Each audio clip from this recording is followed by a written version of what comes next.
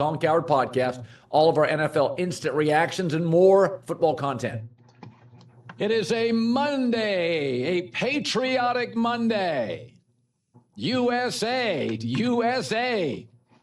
Sorry, our neighbors to the north. It's the way it had to be. We're live. It's Chicago. It's the Herd. Wherever you may be, however you may be listening or watching, every 46 years, nothing galvanizes America, our divided country, quite like our Olympic hockey team. And you could say, well, it's patriotism, but you know what? Cross-country skiing has patriotism too. There is something about our American guys that gets people to line up yesterday, 4:45 in the morning out west at bars. Maybe it's because we're rarely favorites. It's ingrained in the Canadian culture, Swedish culture, Latvian culture. So we're always underdogs, and that gives us the chip on the shoulder Americans love. Or maybe and probably it's because you can see how much it matters to our players. This isn't the 80 team. They're paid professionals. They're rich.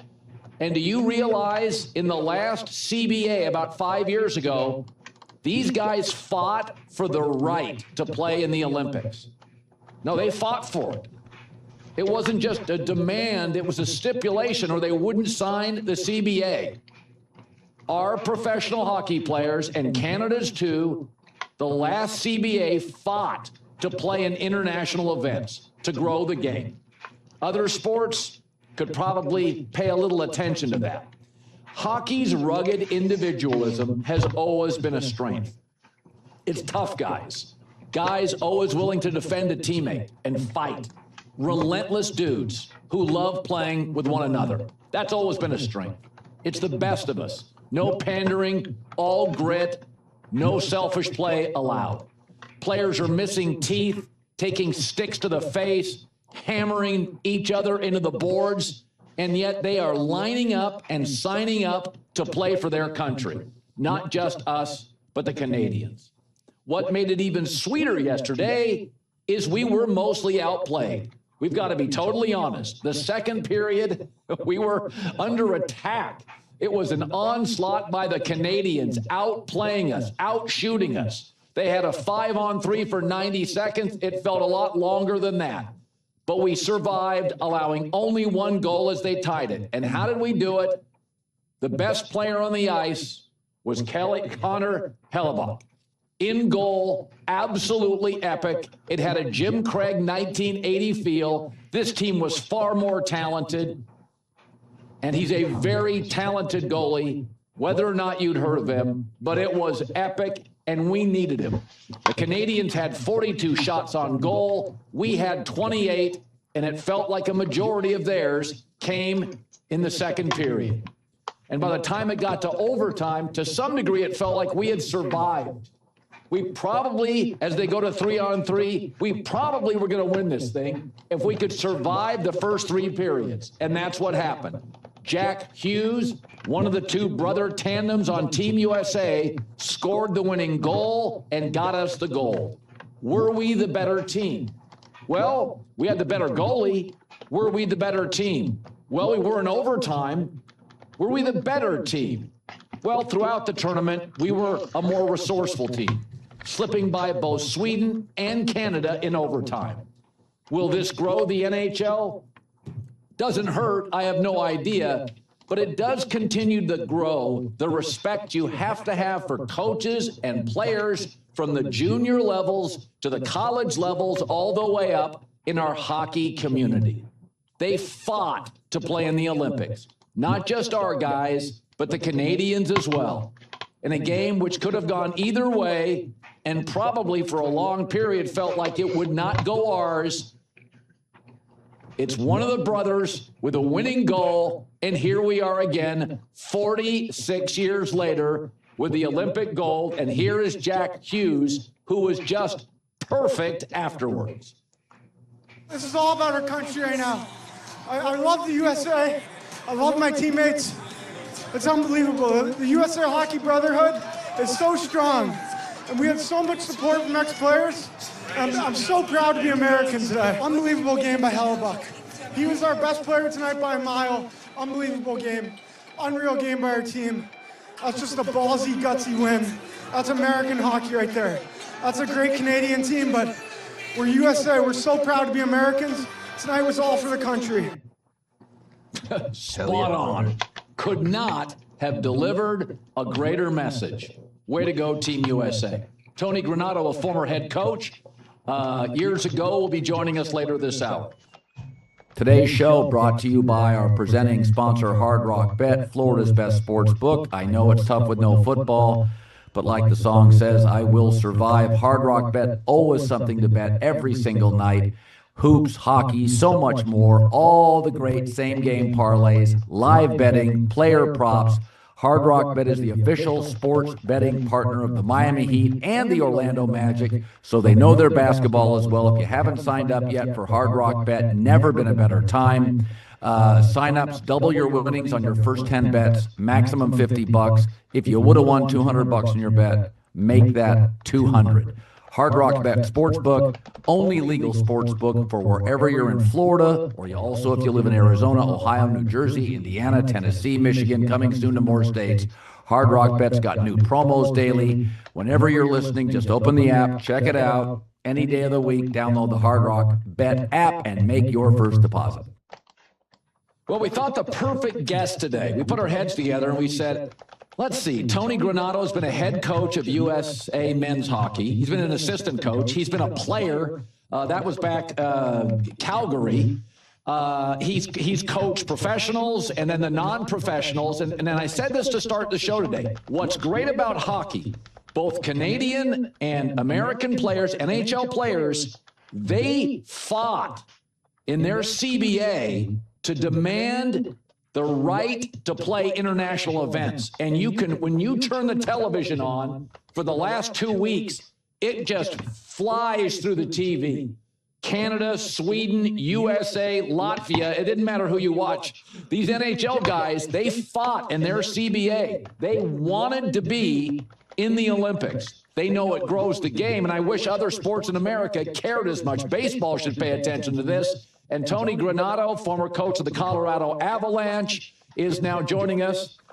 First of all, is it I would imagine hockey players, there's a rugged individualism that you can't help but love hockey players. They're getting hit in the face with sticks. They're missing teeth. You know, it's just the best of us. They're tough guys. They're collaborative. They're great teammates. Was it ever hard for you as a player, an assistant, or a head coach to get buy-in, or is it just an automatic? I love the way you're bragging our sport up, by the way. You got that passion and energy. I feel like playing a hockey game right now. I'm going to put my gear on and jump on. I'm right next to an ice sheet right now. I might go out and skate right now because of your enthusiasm for our game. You know what? In general, the hockey player, and I'll give you one example. You know the name Chris Chelios, being a Blackhawk fan now in Chicago. Well, Chelly used to carry his bag in the car, and if he drove by a hockey rink and he wasn't sure what to do, he'd just pop in the rink, unzip his bag, and go on the ice and skate. And this was while he was playing in the NHL. So the passion and love that we have for our sport, and I think just you know, when you're out there and you learn what hockey's all about, you grow up in hockey. For us, there's nothing better. So I think that enthusiasm and what you talked about, you know, in the lead about the players demanding in the CBA that if they had opportunities to play in Olympics and internationally, that they should be able to do that. And because of that, I think, like you said, it shows the enthusiasm and their appreciation for having an opportunity to play for your country shows. And the competition when they play against their current teammates. There's lots of head-to-head competition in this Olympics where you're going against your line mate or your defensive partner. Right. And there was no, you know, let up. They'll take it easy on you. I mean, they were listening to The Herd with Colin Cowherd. He's Canada, U.S. preview of the Olympics. Mostly a football guy, but that carried over into this year. And I'm glad you brought that up because it was a great game. Obviously, here's the link. As an American, I'm so proud that we were able to win. But overall, it was just a tremendous tournament that really showed our sport off. You know, one of the things that really struck me yesterday was our resourcefulness. Like I said, once we went to overtime, I thought, okay, well, we survived. I thought Canada outplayed us especially in the second period. That when you're building, you know, they've always said this, that you can't just get in the NBA for the Olympics just the 12 best scorers. You've got to get defenders and rebounders and glue guys. When you're building this Team USA, and this is not the 1980 team. These are great players. These are really elite, skilled players. The brother tandems are both great. But when you are building the roster and building the team, is it sometimes you take a less skilled player because he can be a bit more collaborative, he's a better teammate? Is it a hard roster to construct?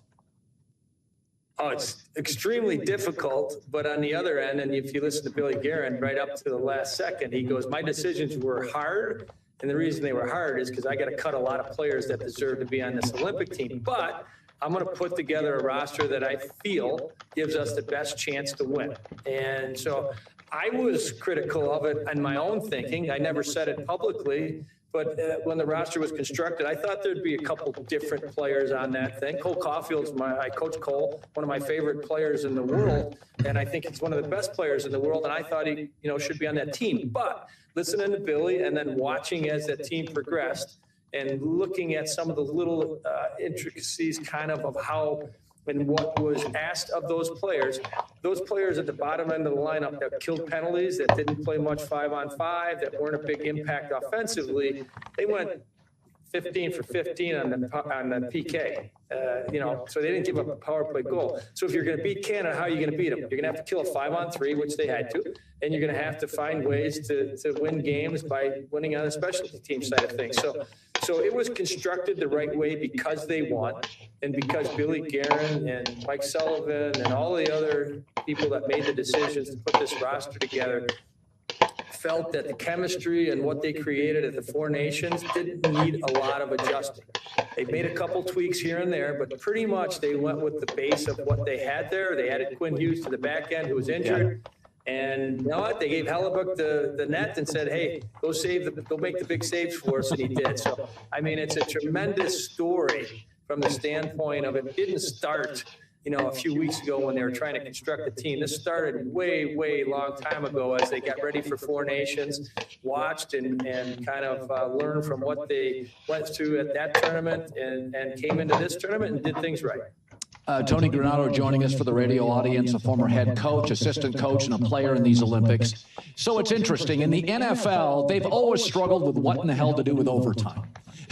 and in baseball, they're like, during the regular season, let's put a guy at second base. And in soccer, they go crazy when you go to penalty kicks. And so in hockey, okay, let's do 3-on-3. And John Cooper's like, I don't love it.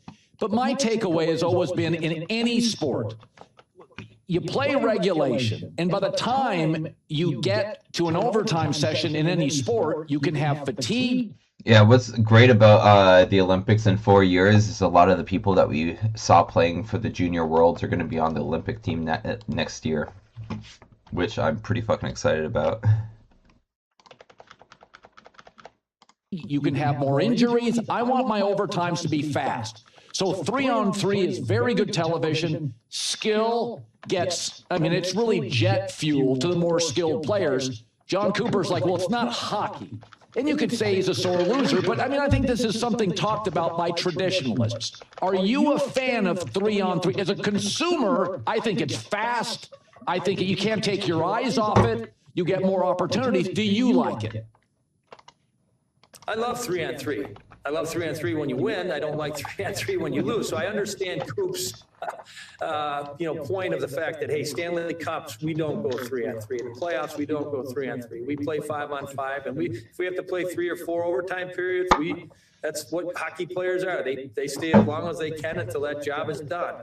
And so, but from an Olympic thing and from a spectator thing and from what the fans have asked of us, it's their game. Let's not kid ourselves. We play the game, but really the people that pay to come see us and everything else, they're the ones, it's their game. So their appreciation for 3-on-3, the excitement that 3-on-3 brings to the game, the opportunity for the skilled guys to really mix. show their skill makes it special. So that was the rules that the Olympics have. You can agree with them or not, that 3-on-3 was the right way to do it. But all I know, God, all I'm getting is like Paladin gear to drop, and I'm just like, when I coached in 2018, shit, should I level we the lost the Paladin checks instead? to But go no, to the I love playing semis. And mage. we were in the quarterfinal thing.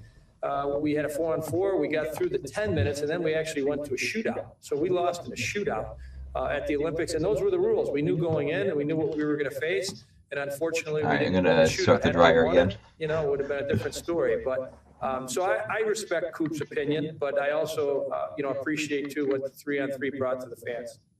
Listen, Connor Hellebuck was amazing. Jim Craig, having just watched the documentary on the 1980, the boys of 1980, the Miracle, Herb Brooks. Jim Craig was obviously the flag draped over him, Sports Illustrated.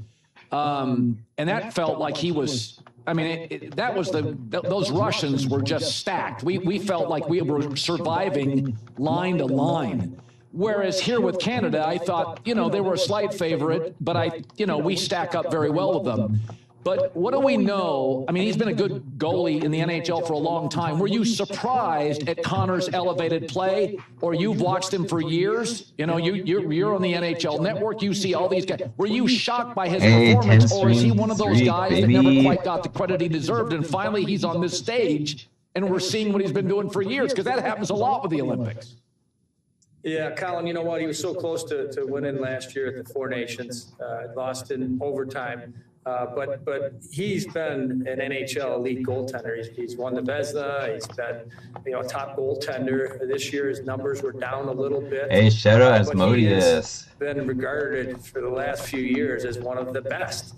And with what he learned Asmodeus last year also from the has Four a Nations, 6-month and what subscription he did streak, to get which ready for this tournament, and fucking how he love that. performed, you got to take your hats off and say he is one of the best goalies that we have right now in the NHL. So you mentioned Jim Craig. We've been fortunate for USA, and it takes great Kinda goaltenders cute, to huh? win. It does. If Hey, you it look at takes them to Stanley know Cup one, right? teams, Oh, you yeah. look at the rosters, your goaltenders, he's your most important player on the ice, right? So the U.S. has been fortunate. I need like 1980 one with more Jim thing Craig. from these guys. And they're just 1996, when we spawning were so able slow. to win the World Cup there. Mike Richter was our staple back there. He was between the pipes and made the big saves for us. And this situation, Connor Hellebuck was. So yes, goaltender is your most important position. And when your goalie is able to play as well as he does, it gives your team the confidence and swagger. So yes, Canada might have outplayed the U.S. at different parts of the game yesterday. But the U.S., with what they've done the past few years, that's a flip a coin game when these two teams meet now. It used to not be like that. We used to have to take a miracle to win a game. But the USA Hockey has got to feel, with yesterday's victory, that, what, we can finally say we're as good as.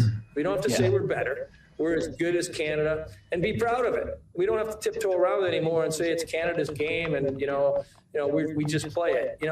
We're good, and we're darn good. And the guys yesterday went out on the ice. They made everybody that ever played for the USA Hockey program along the way very, very proud.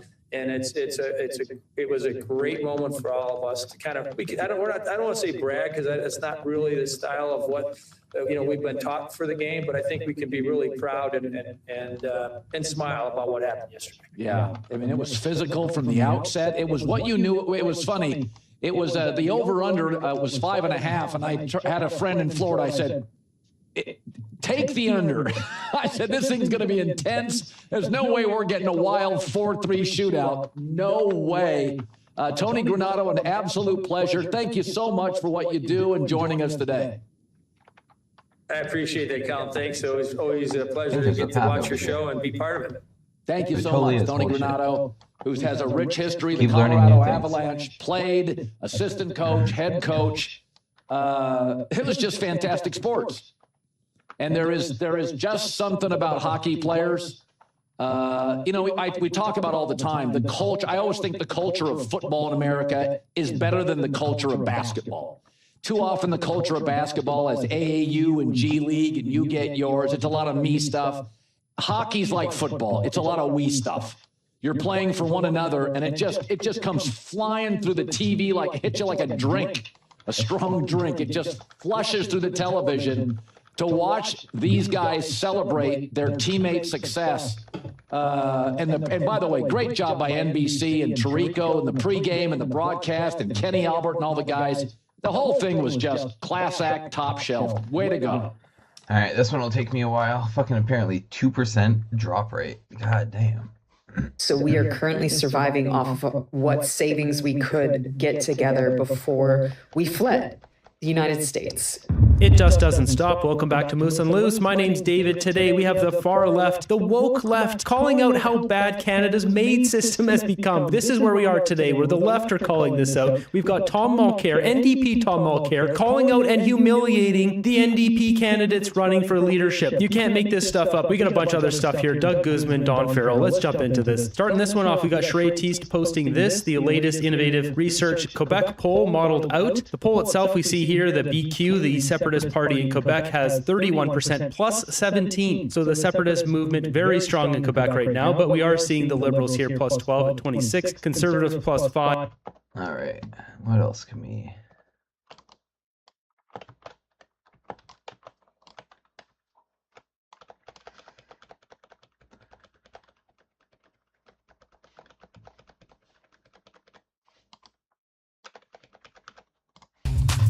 It feels good to be back.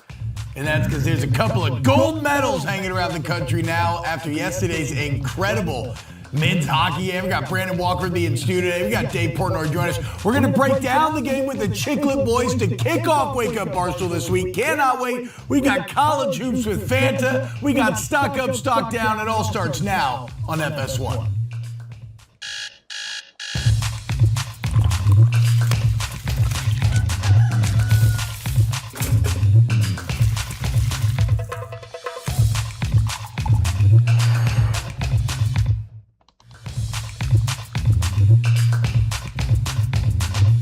Welcome back. Wake Up Barstool is back after a week off, and what a way to kick it off. USA wins gold. Incredible all-time sports moment yesterday. First time in nearly 5 decades. Dave, how about America getting it done, dude? Yeah, it was a spectacular event. It's one of those events, you know, when you think about last time they won it, and I don't, it's not like the 80 Olympics when they beat the Russians. It was a coin flip game, even though it maybe didn't seem that way. But it's one of those games we'll be talking about when we're old. Like, this game will be talked about forever. So we bring in, we got our Chiclets guys here, and in a fact that even Barstool fans don't always know. And I have to go back on ChatGPT, and I have to go back Google. Our guys here, Keith Yandel and Ryan Whitney, you guys have silver medals. This is like, that's like a fact, right? You don't? I ain't got shit. So you've been in the Olympics. First words. Yeah, that's fine. That's a buzz. You can't swear, by the way. Yeah. And then I thought you did. I thought you had one. Whatever. And then the funniest question I get asked when I'm explaining, they're like, "Oh, so Biz played for Team Canada?" I'm like, "No, he did. He did for non-Olympics, but he played like international representing Team Canada." Biz, can you talk? You're muted, busy boy. These people. This could be on purpose, though, to not have to address. Well, I will say, I'll let you guys talk about it because you're the hockey guys in Team USA, the program. Biz is the worst Canadian ever to like make fun of because he's just like, good game, boys. Like, yeah, you got us. Like, he's the worst. So with that, I originally, like, what do you say to a guy who just is like, yeah, you beat us? So that stinks. There's a lot of Canadians out there not being as gracious as Biz right now. But I'll start with you, Whit. You got a silver medal. You played in the Olympics. You know, what's your takeaway? I know you've been talking about it a lot. Yeah, just so happy. Like the greatest sporting event that I can ever remember in my life watching it. All the Boston titles we got, but this one was just, it was 46 years. And we could never beat Canada in the big one. We'd beat them in the round robin, and when it came down to the gold medal, they would get us. And I was a part of 2010, and it makes me sick to think back. And Sidney Crosby scores the golden goal. Now, him not playing, big storyline. I wanted him playing. I wanted to beat them with their best, but I wasn't complaining. And then to finally do it, and to do it the way in 2010, Ryan Miller stood on his head, our goalie. You couldn't score on him, and finally Crosby beat him. But Hellebuck was the same thing. I'm like, they got to do it for this guy. This is the greatest goaltending performance of all time, and they did it. And for me, as a former member of USA Hockey and played on the national team, I just am so excited and proud of what this is going to do for hockey in the States, because I'm telling you, a lot of these guys grew up watching. People are already saying we're entering the golden age, literal grew up golden watching age. Keith Kachuk and all these legends. And I think in 20 years, the amount of hockey players that are going to come out of this to just make our program and USA Hockey even better and better is going to be just something that we'll never forget.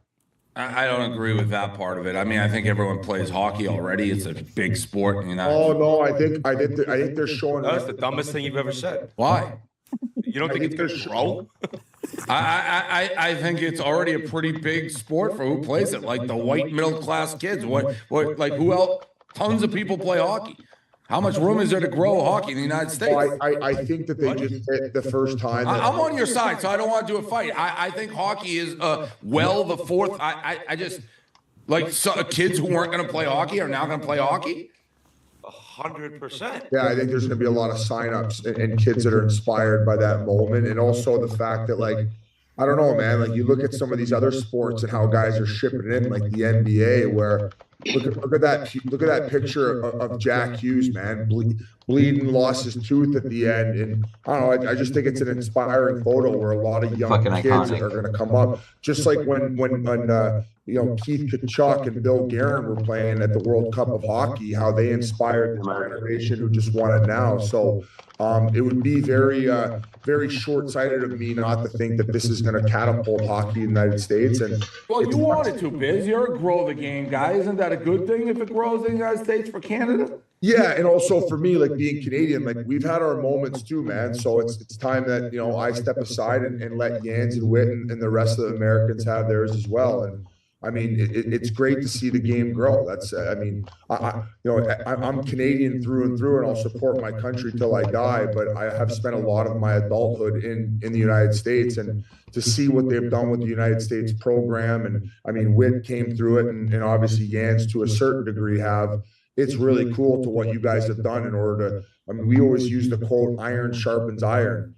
And your best on best have definitely gotten a lot better, and you guys are just on par with Canada now. And that's a different take. That's a different take, Biz, because Nathan McKinnon after the game basically it says, we're way better than them in so many words. Well, and Dave, that was a little out of context. You're a context guy, because I saw that as well. Yeah, sorry. And I was like I said, I turned ads on so I can make more money. Net. Yeah, that's what I thought. Okay, the full quote was, it's been close for a while, they're an amazing, skilled group of players. I felt like it wasn't going to be. You guys could be the judge of who the better team was tonight, but they won and we lost. So, yeah, okay, that's fair. I will say he's my favorite clip of the whole thing, getting the stuffed animal when they're giving out these stuffed animals at the end after you get your heart ripped out. Yeah, looking at it. That's fair. They didn't include it, but the picture that Biz mentioned, that's an iconic. That's one of the best sports photos. That might be the time photo of the year.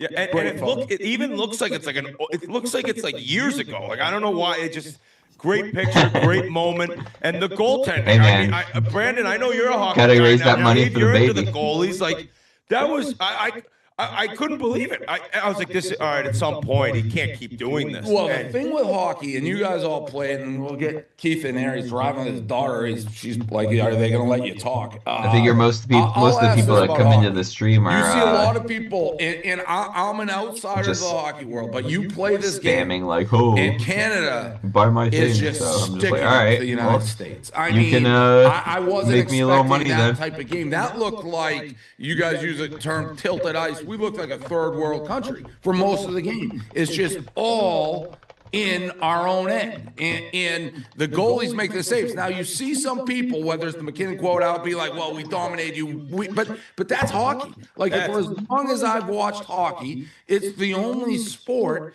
where, and maybe you can say it's the beautiful part, the frustrating part, but you just get dominated. But you got the one guy, and that was it. That's what happened tonight. So it's called getting goalied. And it happens though a decent amount, right? Yeah. But that's the team that Bill Guerin built for this. Like he got a little heat for not taking, the Cole Caulfield and the Robinsons of the world, guys who can score. But he built this team to play Canada, to be a 2-1 game. Their defense was way better than Canada. Their goaltending is way better. 1 through 3 is way better than Canada. So they built from the back end out, and that's how you win championships. And they did it. And Bill Guerin, a lot of defensive game of just sticking with his guns and not listening to the outside noise and building. They built this team just to play Canada, and the way that they built it, that's how they beat Canada. So a lot of props to him and their staff to the way that they did it. I think another thing of what makes the story so inspiring is how much the players on Team USA bought into like the Olympic side of it, where there were some comments that came out before the tournament of Canada staying in like a nice hotel where Bill Guerin and the Americans elected to stay in the village.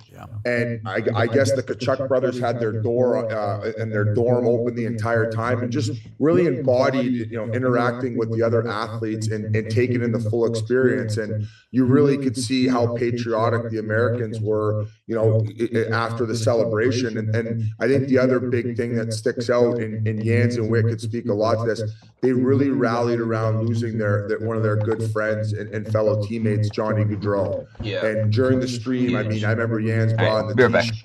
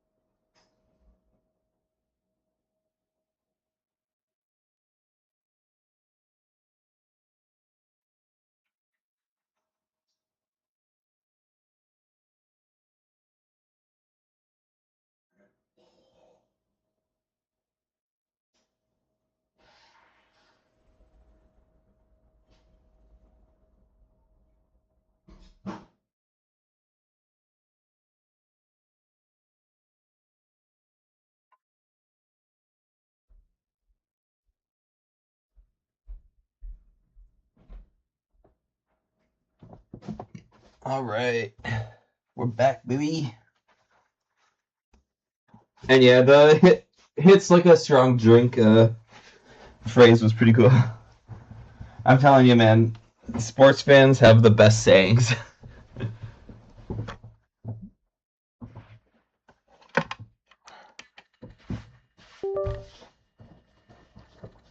And it felt like he brought the aura in, and they rallied around that very difficult, tragic loss. They'd flown their family in, and it really amplified the emotions on the ice and what everybody was seeing and feeling, and that's what part of the big reason why this is so captivating for the Americans.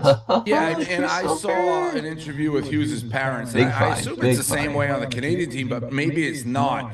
And they were talking like these kids have played hockey together, like growing up, every stage. So they're like, we're family. Like we've known, the Kachucks for our whole lives. Like we're traveling with them to tournaments. We're all kind of the same age. It's a lot more fun when we're wearing the same uniform. It's that family. But I assume that's similar to Canada. Although they seem to be a little bit more like Sidney Crosby's old, Macklin Celebrini is like 19. They seem to have a much bigger range of players. I'll quickly answer this. We don't have a development program, which you guys ended up doing. Whit can speak to it. So they do know each other, just not to the degree of what some of these guys on Team USA have played growing up with. You can take it from there. Yeah, so in 1998, 1999, Jeff Jackson and USA Hockey put together the National Team Development Program, and it was all based on starting to make elite level talent. Like we were producing NHLers, but we needed stars. We needed superstars. And this idea came together to get every kid, the best 20 kids that age group, starting at 16, 17 to Ann Arbor. And you'd live together. Yeah, they go to Pioneer High School. I taught them. That's where I went. Student teacher, and I have these hockey kids in here. They're not from here. I taught these kids when I was in college in Ann Arbor. I couldn't pass Spanish at Michigan. They're like, all right, well, you got to go be a teacher. I student taught Pioneer High, and there was all these USA hockey kids there. So who would have thought Dave would make this about himself, guys? Get him a medal. Get him a medal, guys. Whit, to be honest, you missed the beginning. You missed the beginning with Jans. And I actually think it's come about like I'm sure you saw, like Jack Hughes mentioned Barstool in his post-game interview. And then, I put that out. He responds instantly, like American flags go. I look, they're all following me. These kids grew up on Barstool. They're like all Northeast, Michigan. Barstool's cooking when they're like growing up. And I've installed this culture of winning. You might have installed fear, because I think what he said was he didn't want to be on Barstool being told he's the worst person in the country. So, I think he was talking about Frank, not you, Dave. No, listen, who knows? I'm looking. I asked Jens, I may go to 11. I may have to the old man may have to roll down the street to 11 today. But, that is a big part, Big part. And all of a sudden, so you're getting the 20 best players from the country, and you're starting to play under 17s together, under 18s together. Then a lot of those kids are on the World Junior team, which is the U20 World Championship. And this group, it's like a golden era, and there are actually some more kids coming where they were winning everything, and we never won anything. When I was there, I was an '83 birth year. We didn't have a great team, and they've gotten better and better and better, and now they've won together at young ages, and they've learned what it takes to win, and they've become so close, and they live in Ann Arbor. They'd have. I didn't realize, like Jack Hughes is 22, like he's got another like 3-4 Olympics in him, assuming he's fit for it. Same with a lot of these guys. They're like early to mid 20s. They've got like they're not even in their prime yet. Their parents, one group of parents or one parent would come out 2 weeks later, the other kid's parent would come out, and they were able to just kind of figure out how to become pros at a young age, and the national team was the main thing behind it. And the best part for me is, like, with the Gaudreau situation, Johnny came before a lot of these guys. Like, he would have been a little bit older, and he was unbelievable. He came into the NHL as a smaller guy, and some of these guys are undersized. Jack Hughes isn't huge. I'm sure he looked up to Johnny Gaudreau, and the moment was just so big and special for every American. But then when they bring out the jersey and Dylan Larkin and Zach Werenski go get his son and daughter, that's when it's like, even if you're not watching hockey, it was tough to not get emotional and to see his parents. And Biz said it, they just had this aura around this team, and they've been thinking about these games for so long. And losing last year in the Four Nations, it almost was like, boys, like, we're there. We beat them once, we lost in overtime. Like, we can beat these guys. And it took a goaltending performance for the ages, but they did it. And the way that USA Hockey has grown through the national program is something that this is exactly what Jeff Jackson had in mind when this began. Go ahead. And Jens can kind of touch a little bit more on who Johnny was too, and what he brought to the rink, and not only from a skill standpoint, but just as a guy, because he knows him the best of all of us. And I think we need to shed light on how special of a human he was. Yeah, I think he's the exact guy that they tried to embody. Dude, fucking Smith was really fucking good. Like, I think he had an assist on every single goal that he didn't make himself, other than like one. Like, that dude's going places. There's a couple people though. Like, Silvertips is stacked right now.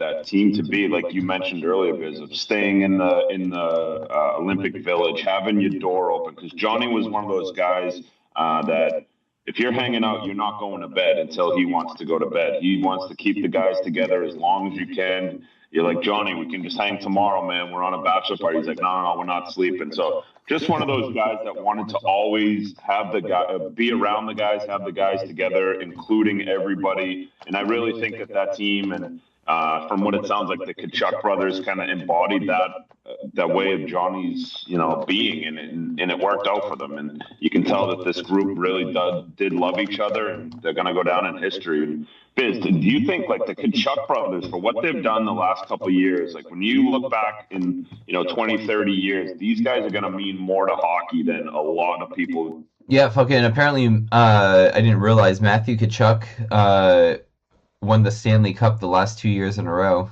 and then he won a gold. Like, talk about 3 fucking years of just crushing it. Give them credit for. Oh yeah, no, I feel like they're like WWE rock stars. Like not only do they bring it inside the ring, but what they're able to do as far as like drawing attention to. I talked about Smith and the Silvertips, and then I was just saying Tkachuk, Matthew Tkachuk apparently won the Stanley Cup the last 2 years in a row. So, and then he won a gold. So he's just on a fucking generational run right now. Hoping that you can actually hear me. I don't have to repeat it a third time. To USA hockey and hockey in general, and really like kind of like that old school type player, which I felt for a while like the NHL was going a little bit soft. Like we're in that Bash brother era, and I mean, who better to do it than Brady and Matthew, right? And also to go back to Johnny, like it's funny because he was this like undersized guy, yet he was so quick and so skilled. And like some of the stuff off the ice, you would think that he would, for being as good as he would be dialed into his diet. But Jans could talk about like he ate like an 8-year-old. Yeah, yeah. He was ham and cheese, and then pasta with butter, not even sauce. Just a real simple guy, and to be able to play in the NHL at his size, and it was truly amazing. Tell the story. You got to tell the story about how he got the nickname Johnny Ham and Cheese.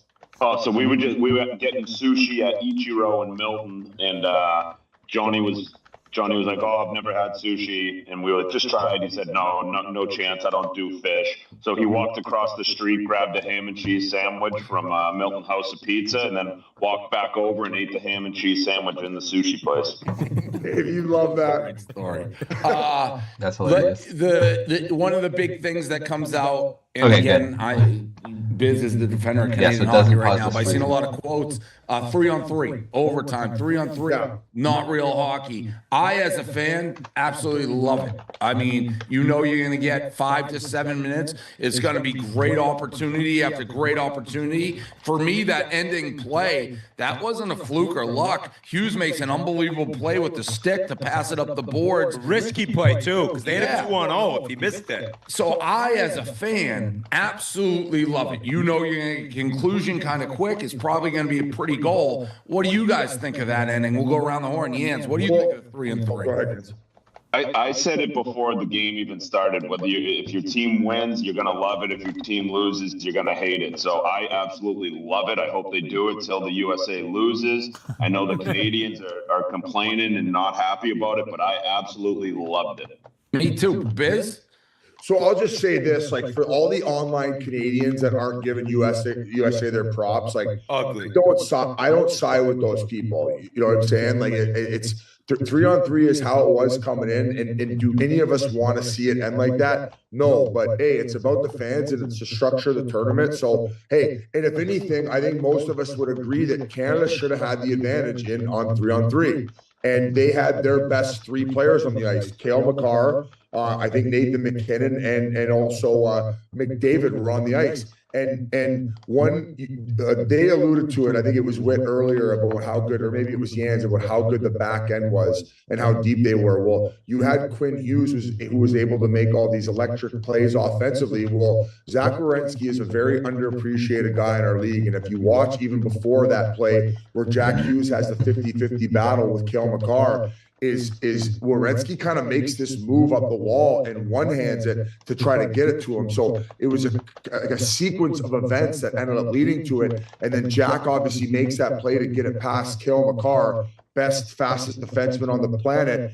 And then Werenski ends up continuing to go down the ice, and then he outmuscles McKinnon in order to slide that back over to Jack, and then catching them on a lazy back check. So it was just an amazing play, and I agree. I think it's like electrifying watching guys go 3-on-3, and you know that it's going to end quick. So no complaints here, and that's kind of the setup of the tournament. I would like to see them moving forward go back to 5-on-5. And Whit, would you agree with? I don't think any of us want to see it end in like.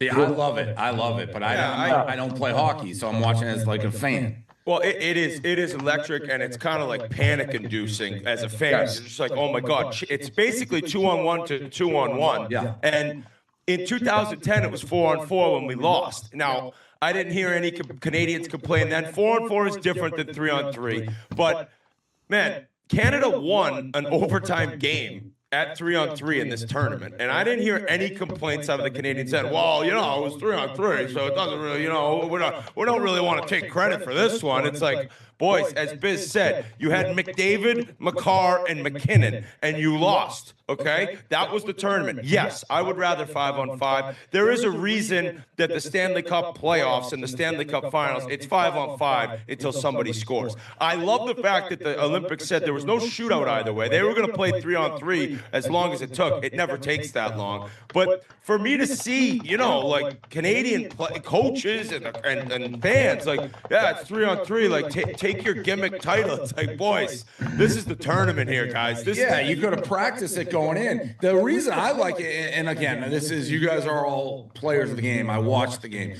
but when it's 5-on-5, I feel like 90% of the time it's off a skate. It's some fluke weird goal. Where it tends to be more of a skill goal, which I'm in on the skill goal. Connor McDavid, like, MVP of the tournament, which I thought was ridiculous. That's crazy. I think they should have gave it to Hellebuck. 100%. I bet you he doesn't even want it. No, 100%. What's he going to do? All my Super Bowl gear that I have, you don't wear it out. Like, that's a bad memory now. It's a bad memory for McDavid. Like, what are you going to, here's my MVP of what I've lost.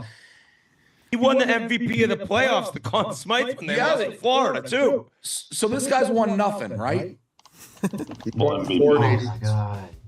Right, but he's never, at what point, he's universally agreed by hockey people, the best player on earth.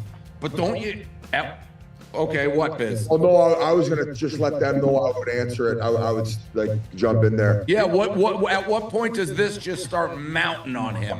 Well, I think after this it will, because you go back to Game 7 in the first of the back-to-back against Florida. He didn't have any points. They put him in a vice. Game 6 as well on the closeout game last year, no points. Put him in the Anaconda chokehold. 4 Nations was obviously like a boost for him to gain a little confidence in these best on best big moment situations. And then for him to listen, he played a great game. He was all over the place. He was helping set up great A's. But at the end of the day, if you're revered as the best player in the world, and you have those 3 games to look at where they're closeout games, and you need your best player the most, to have no points in those and be -3 and not be a factor on the score sheet, it's just hard not to shed a little bit of light on it and a little bit of attention. So this is one of those things where I believe in the horse, though. He's going to leave that, and it's going to crush him, but it's going to motivate him to continue to get up every day, work harder in order to get better, to eventually either host Lord Stanley and or win a gold medal. So I can't fault him in what he brings effort-wise and his passion for the game, because he's the guy who's driving the needle to make everybody better. But when it comes down to, looking at one of the best ever, he's going to have to definitely add some stuff to his resume to be considered in that conversation. And he has a direct parallel in Matthew Tkachuk. It's not just that you can't win, you're losing theoretically to the same guy over and over and over. And I know what I would do if I'm a Kentucky. Well, your guy's great, but we beat him every. So I don't know. Brandon wants to drop that quote. Go ahead. Always a bridesmaid, never a bride, eh, Biz?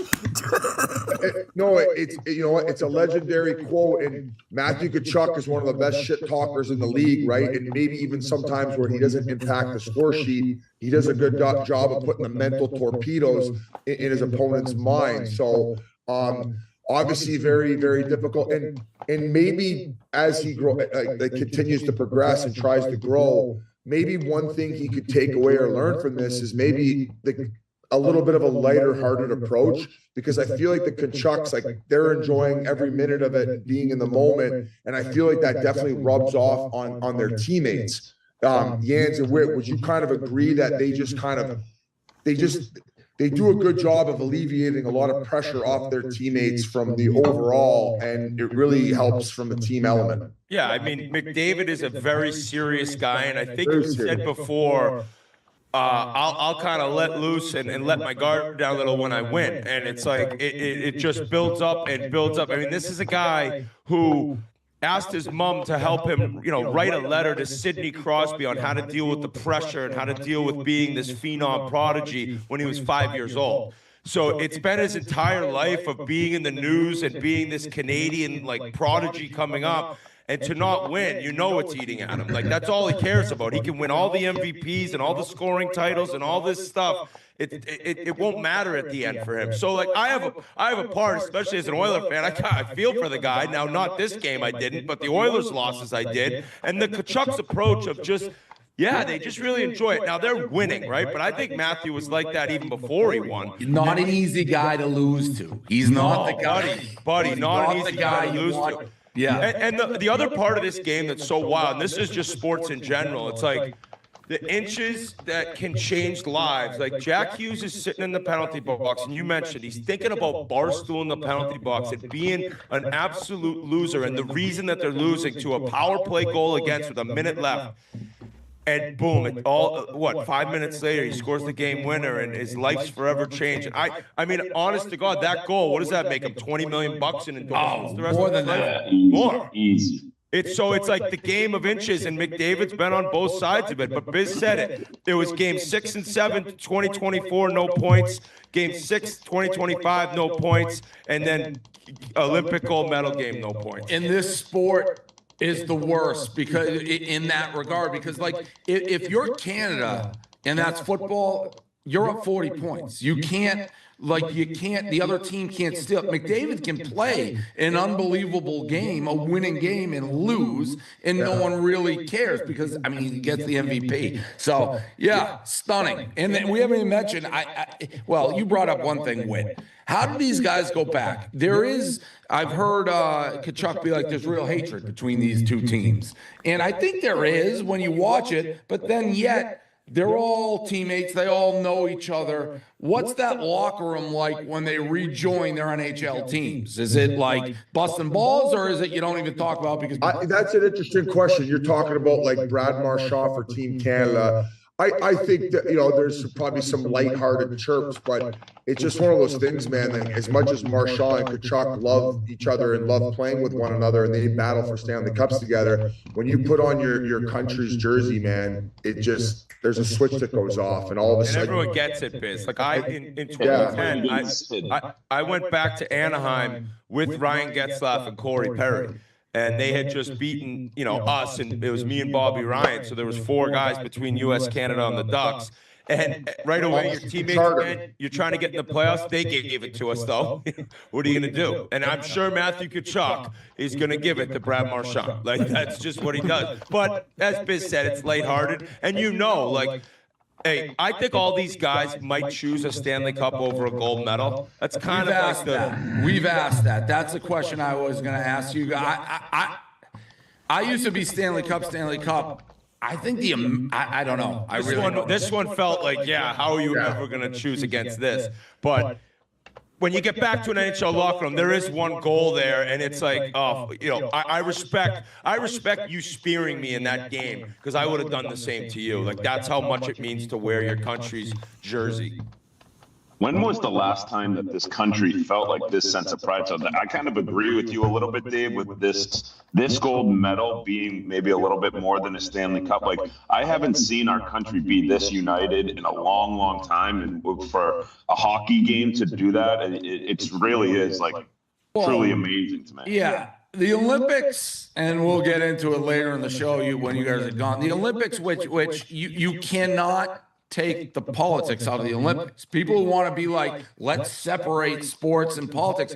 That's what the Olympics is. Anybody USA Hockey did, I think. What's that? USA Hockey kind of did. They thanked all the talking first to Trump after the responders. game. Yeah, no, okay. Talking to Trump and having Cash Patel in the locker room. But I mean that every interview, it's this is for our country. Oh, totally. But that's one group. That hockey, they're pro. They're doing that. But then in other sports, you have Eileen Gu, who competed for China, and you have stuff that is the Olympics. You have boycotts in the past. You have the tensions between Canada and the United States have never been higher. So that is all what 1980, Russia, Cold War. That's what makes the Olympics different than everything else is national based. So it definitely brought. I mean, honestly, the figure skater that brought the U.S.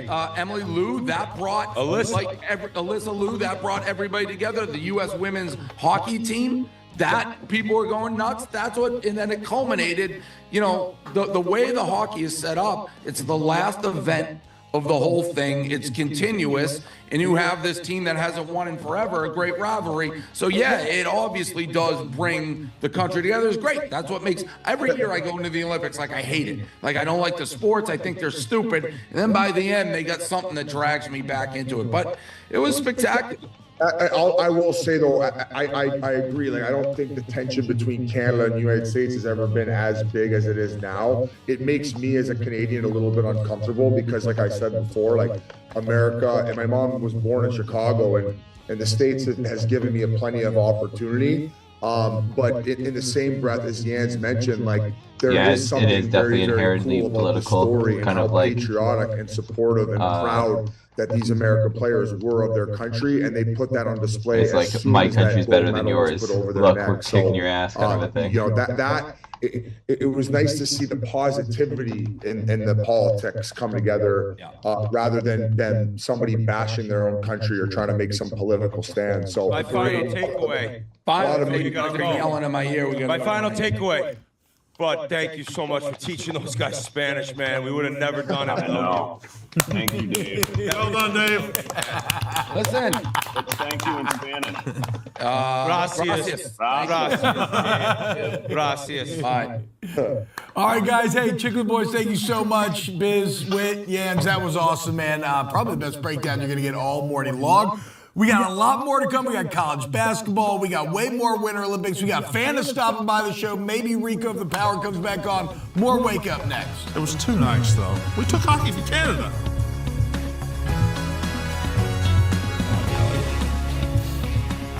Welcome back to Wake Up Barstool. What a segment, Brandon. Yeah, we killed it. I think we did great, guys. That's how TV is done. We learned a lot. In all seriousness, look, there's nobody better to talk to than the Chiclet Boys. Chop it up. Go check out the immediate reaction pod from yesterday as well. It's fantastic. Very pleased to learn, Brandon, that Dave is responsible for the gold medal. That's huge. Thank you again, Dave, for everything. I'm not taking responsibility, but these guys, we had a lot to their probably grown up. They're Barstool fans. I mean, that is legitimate. I had to double check. I did a double take when I saw Hughes's post game. I mean, that's immediately where his brain was going.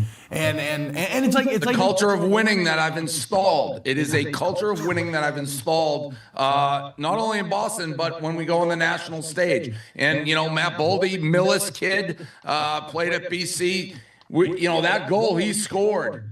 That got overshadowed by all the theatrics at the end of the game. That's one of the prettiest goals you'll ever see in your life. Yeah, it was incredible. He took it to two of Canada's best. The thing about the U.S. team is, and you're saying the Barstool stuff, and I think that's a little bit right, but the coach afterwards was saying, there's milk drinkers in this world and there's whiskey drinkers. This team is full of whiskey drinkers. The U.S. team just has an edge and an attitude and a kind of we're going to punch you in the face kind of mood. And I felt like Canada was more businesslike in their approach, and they're all like professional and everything. And everything about when we won that game, the next 45 minutes of post game were some of my favorite moments in sports. Yeah. Definitely. Walker. Yeah. This is just me and you in a room right now talking, right? Yeah. FS1, I don't know if they get it in Canada. Go ahead. I don't know if they get it in Canada, so maybe they're not even watching this. But that analogy that you just used, the whiskey drinkers, the milk, and I know. But, we got our faces punched in for, 60 minutes of that game. But that's what a whiskey drinker does, though, dude. You mind? Oh, my bad. Yeah, I forgot. I'm not talking. Yeah, my bad. Do you mind? My bad. You're right. That's the thing. That's what a whiskey drinker does. That's what a fighter does. What a fighter does is you can punch a fighter all day long and you can knock them around, but they like to fight. And when the U.S. got, the ice was tilted and they were giving up all this thing, they never gave up a goal. They never gave up the lead. They never trailed in that game. They were just fighting, and finally they threw the last punch. That's what being a tough team is it not? Hell yeah. Listen, you cut me. I'm bleeding red, white, blue. I'm very happy. We had a great merch day. I'm all that stuff. I just think, Hellebuck, Yeah. You know, he's standing on his head and you got goalied and that happens. But any other sport and any other analogy, you're knocked out. I mean, I'm a milk drinker right now. You know what I'm saying? Basketball, you're down 30 at half. Football, you're down 7. Like, yes, they were tough. McKinnon probably, I mean, there's a picture right here. We gave up 500 yards between the 20s, but they couldn't score in the red zone. Yeah, and that's Hellebuck. Hellebuck, the fact he's not the MVP of the tournament is outrageous. Well, there's certain things with the Olympics that are stupid, and the main one being they voted for that at the end of the first period, correct? Yes, that's insane. Oh, that's insane. I do want to make another point. It wasn't Hellebuck was elite, unbelievable, world class, but it's an entire team effort. Like Yandel said, they built a great defense, and that was a key to beating Canada on a smaller ice rink, too. Charlie McAvoy saves a goal as well. There's complete buy-in from every defenseman. There were pucks in deep, right around the crease, and they're getting chipped out and taken away, so Canada can't create any second, third chances down low in the mixer. It wasn't just Hellebuck, it was also the decor who did an elite job. But Dave, we're back in the room. Me and you again, Dave. It's me and you. You've mastered the internet. You enjoy the internet. You know how to react on the internet. Once we won the game, how enjoyable were the Canada excuses over the next 2 hours? It was unbelievable. We had one of our best merch days we've ever had. People rallying around, but having fun with these Canadians are crying. And again, it is a euphemism, but they have nothing else. Nothing. You get curling, which is a tainted, cheating title, and this is their national sport, and you stole it not only in the men's, but you stole it in the women's, and the women's was almost reverse, because, I mean, the women, that would have been a choke job if the women didn't win. They were gigantic favorites in that game. They pull it out, so this is great, and now you have it. The Four Nations is cute, but that's not the Olympics. Exhibition. So you have Four Nations.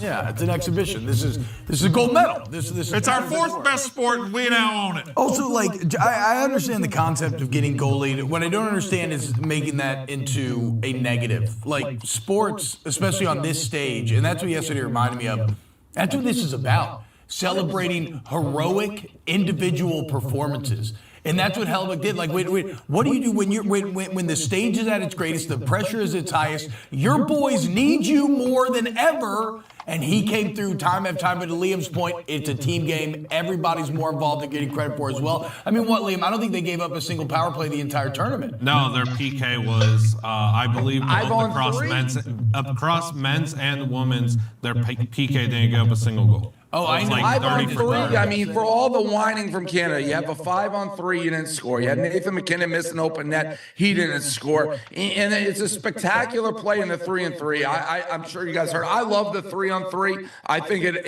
ends in skill plays rather than fluke plays. So yeah, it was an unbelievable day. You got Cash Patel in the locker room, people getting mad about that. I have no problem with that. That's like, I mean, you always see politicians at the Olympics. It's a political sport. It was a great day. It was a great day to be American, great day to be an American hockey fan. The skill goal point is a good one as far as OT goes, but going back to that first goal, Boldy, I mean, talk about skill. That is one of the greatest goals that you'll ever see. Liam, you were with the Chickless boys yesterday. Now, you are notoriously not the biggest fan of physical touch. Right. And they love touching me. The hockey boys love, that's how hockey does. The boys love touching each other. We have video of the game-winning goal with the Bro, you don't boys. have to say it Liam's like that. so excited, he nearly went in for the hug here. I don't know. Mention Whitney. This is an all-time horrible reaction by Ryan Whitney. Ryan Whitney, for a hockey guy, if we replay that, Whitney was mad. He goes from mad to glad. Whitney thought they missed the net. Well, that was because it was so bad by the cameraman. The cameraman got both Whit and I. We didn't know if the goal was scored right away because the cameraman kind of pans up towards the crowd instead of putting it right on Jack Hughes in the immediate celebration, which they also did for the women's game. The Olympics camerawomen are absolutely tripping. Stock down. Also, I do want to point this out regarding Jack Hughes. 3-on-3 completely unlocks his game. He didn't play near his best game at all. The entire 60 minutes of regulation, he was erratic. He was struggling to hold on to the puck and everything. 3-on-3 with much more open ice where skill prevails. That's where he's able to take advantage of it, and that's why he was one incredible shot by him too. He's kept that straight on the ice. 5-hole is sick. Yeah, it was incredible all the way around. The Olympics in general, you know, I've said it. I never go in. The end of these Olympics, from Alyssa Liu winning figure skating gold and her story, that captivated me. I was captivated by, on the other side, the Eileen Gu controversy. And this is the most decorated skier. Was she half pipe? She does all the tricks. Yeah. And she competes for China. That story captivated me. I do not like her. Well, Jay, Alyssa was offered the same deal and said no.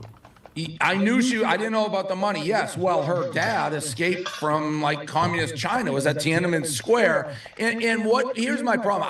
By the way, if you like Eileen Gu, I really don't have a problem with it if you don't care about the country aspect of it. But throughout the Olympics, that is, and I said it briefly with those guys, the Olympics are political. You cannot separate the flag and the politics of the country. And by the way, if you are not happy with what's going on in the United States, you have the right to say it. That's happened throughout time, right? I mean, I remember you see those iconic photos. I forget who won there, holding up their fists with the black gloves on. That is the Olympics. That you cannot separate the two things. You're allowed to have opinions. Eileen Gu chose a rival communist country that we could be in conflict with at some point soon, and then you cannot cry, why are people not rooting for me? You're not an American athlete. I don't even understand. Well, maybe you guys can enlighten me, although I doubt it, because they're not the most intelligent bunch I've ever sat around with. But like, China doesn't allow dual citizenship. So how is she a citizen? Like, how does that work? Does anyone know? Well, A, we don't know, and B, that... Yeah, dude. Literally, she quit figure skating, apparently, and then came back and she's like, yo, I'll come back, but I'm doing it my way. Like, I'm not doing all this other bullshit. I'm gonna eat what I want, I'm gonna do my own programs, everything, and boom, there she goes. And her dad was literally in fucking Tiananmen Square and fled the country to come to America so he could have freedom. Like, that is literally the fucking American story right there. Intelligence dig was not really warranted at all. We didn't do anything to anybody. You don't know either. Well, I didn't think you'd know. Well, but you don't know. But you, right. But, so right. I don't know. I assume you don't know. I'm like, well, they're not going to be smarter than me. I don't know. Well, yeah, but that means you're just as not intelligent as we are. Me. I don't know. I mean, I just didn't think you'd be smarter than me and have the answer to that Eileen Gu question. But I was. Well, you're correct. I don't have the answer. I found her arrogant, and I found her. And by the way, I think it's fine. I think like. You are allowed to root against somebody who chooses China over your home country when they have the option of both. That's what the Olympics are. Alyssa Liu, people have been like, oh, because everyone was rooting for her, and you had people online be like, she's woke. Who cares? She had the flag. I didn't care. I root for people who are embracing America and are seemingly happy that they won a medal for this country. That's what you root for. USA. Yeah, Winter Olympics in the books, and I thought it was absolutely incredible. Coming up next, so a great weekend of college basketball took place. You should be proud to we had be 1v3, 2v4, and plenty more. Like, all to even get if to here it's, on Wake Up Barstool. Even if you're not 100% on board with everything, you know, like I disagree. Welcome back to Wake Up Barstool. We can spend all morning talking Winter Olympics. We'll talk basketball coming up with Banta and company, and hopefully Rico. Are we up against the clock? Are we trying to get power to the Bosco house? Well, I see Bosco in the waiting area. Okay. Oh, wow. Borderline a little bit like he's in a bunker in Guadalajara trying to avoid the cartels. One thing about the team that the boys touched on, the men's team that I thought was pretty cool, was the overall vibe of the team. And I love that story. And it kind of writes itself as a movie where Canada immediately checks out of the village.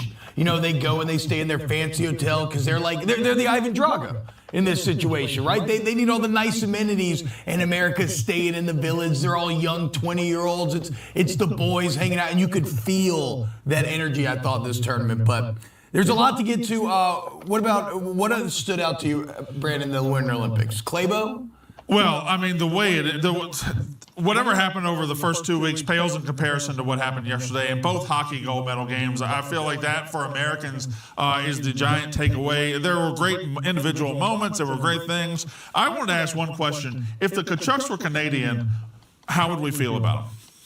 Oh, you'd hate him, right? We don't hate him, right? Yeah, absolutely. Americans hate him. This is a first for me. I know Dave's a Patriots fan, so he's had a lot of guys that are winners and nobody else likes. This is a first for me to have the guys that everybody hates on my team. Yeah, and the bridesmaid, all that. And sometimes on the show, whether you wade in, and again, I've said a couple times, there's a video going very viral. I'm sure you guys have seen it. It's the President Trump calling the hockey team after they win. And he's basically congratulating him. He's really going in Hellebuck. He's like, unbelievable. You guys, he invites them to the State of the Union, which I believe they are coming to. And he's like, also, boys, just to let you know. That's crazy. The American hockey team is going to be a huge part of the State of the Union address that's happening later this week.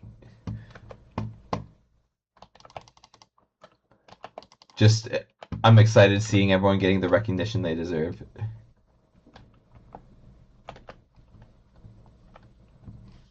I'm going to have to invite the women as well, or else I get impeached. If I didn't, they all laugh.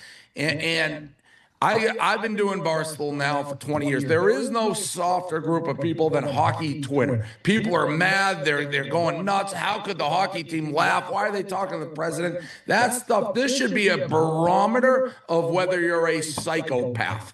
If the president calls after you win the gold medal, I don't care. If you don't want to talk to him, fine. You don't have to. But to get mad when you talk to the president of the United States and he's just congratulating him, chumming around, both teams are going to the State of the Union. If this speech made you mad, you need to take a Valium and maybe just take 1,000 steps back, because there's nothing to be mad about when the president congratulates a gold medal winning team. So it's wild to see the reaction to this video, which is, to me, is just patriotism and people being happy to win a gold medal. What do you expect? But hockey Twitter, and hockey Twitter specifically, the softest group of people on the planet. So I had to get that out. And even the Cash Patel, that's going viral. People are mad he's there.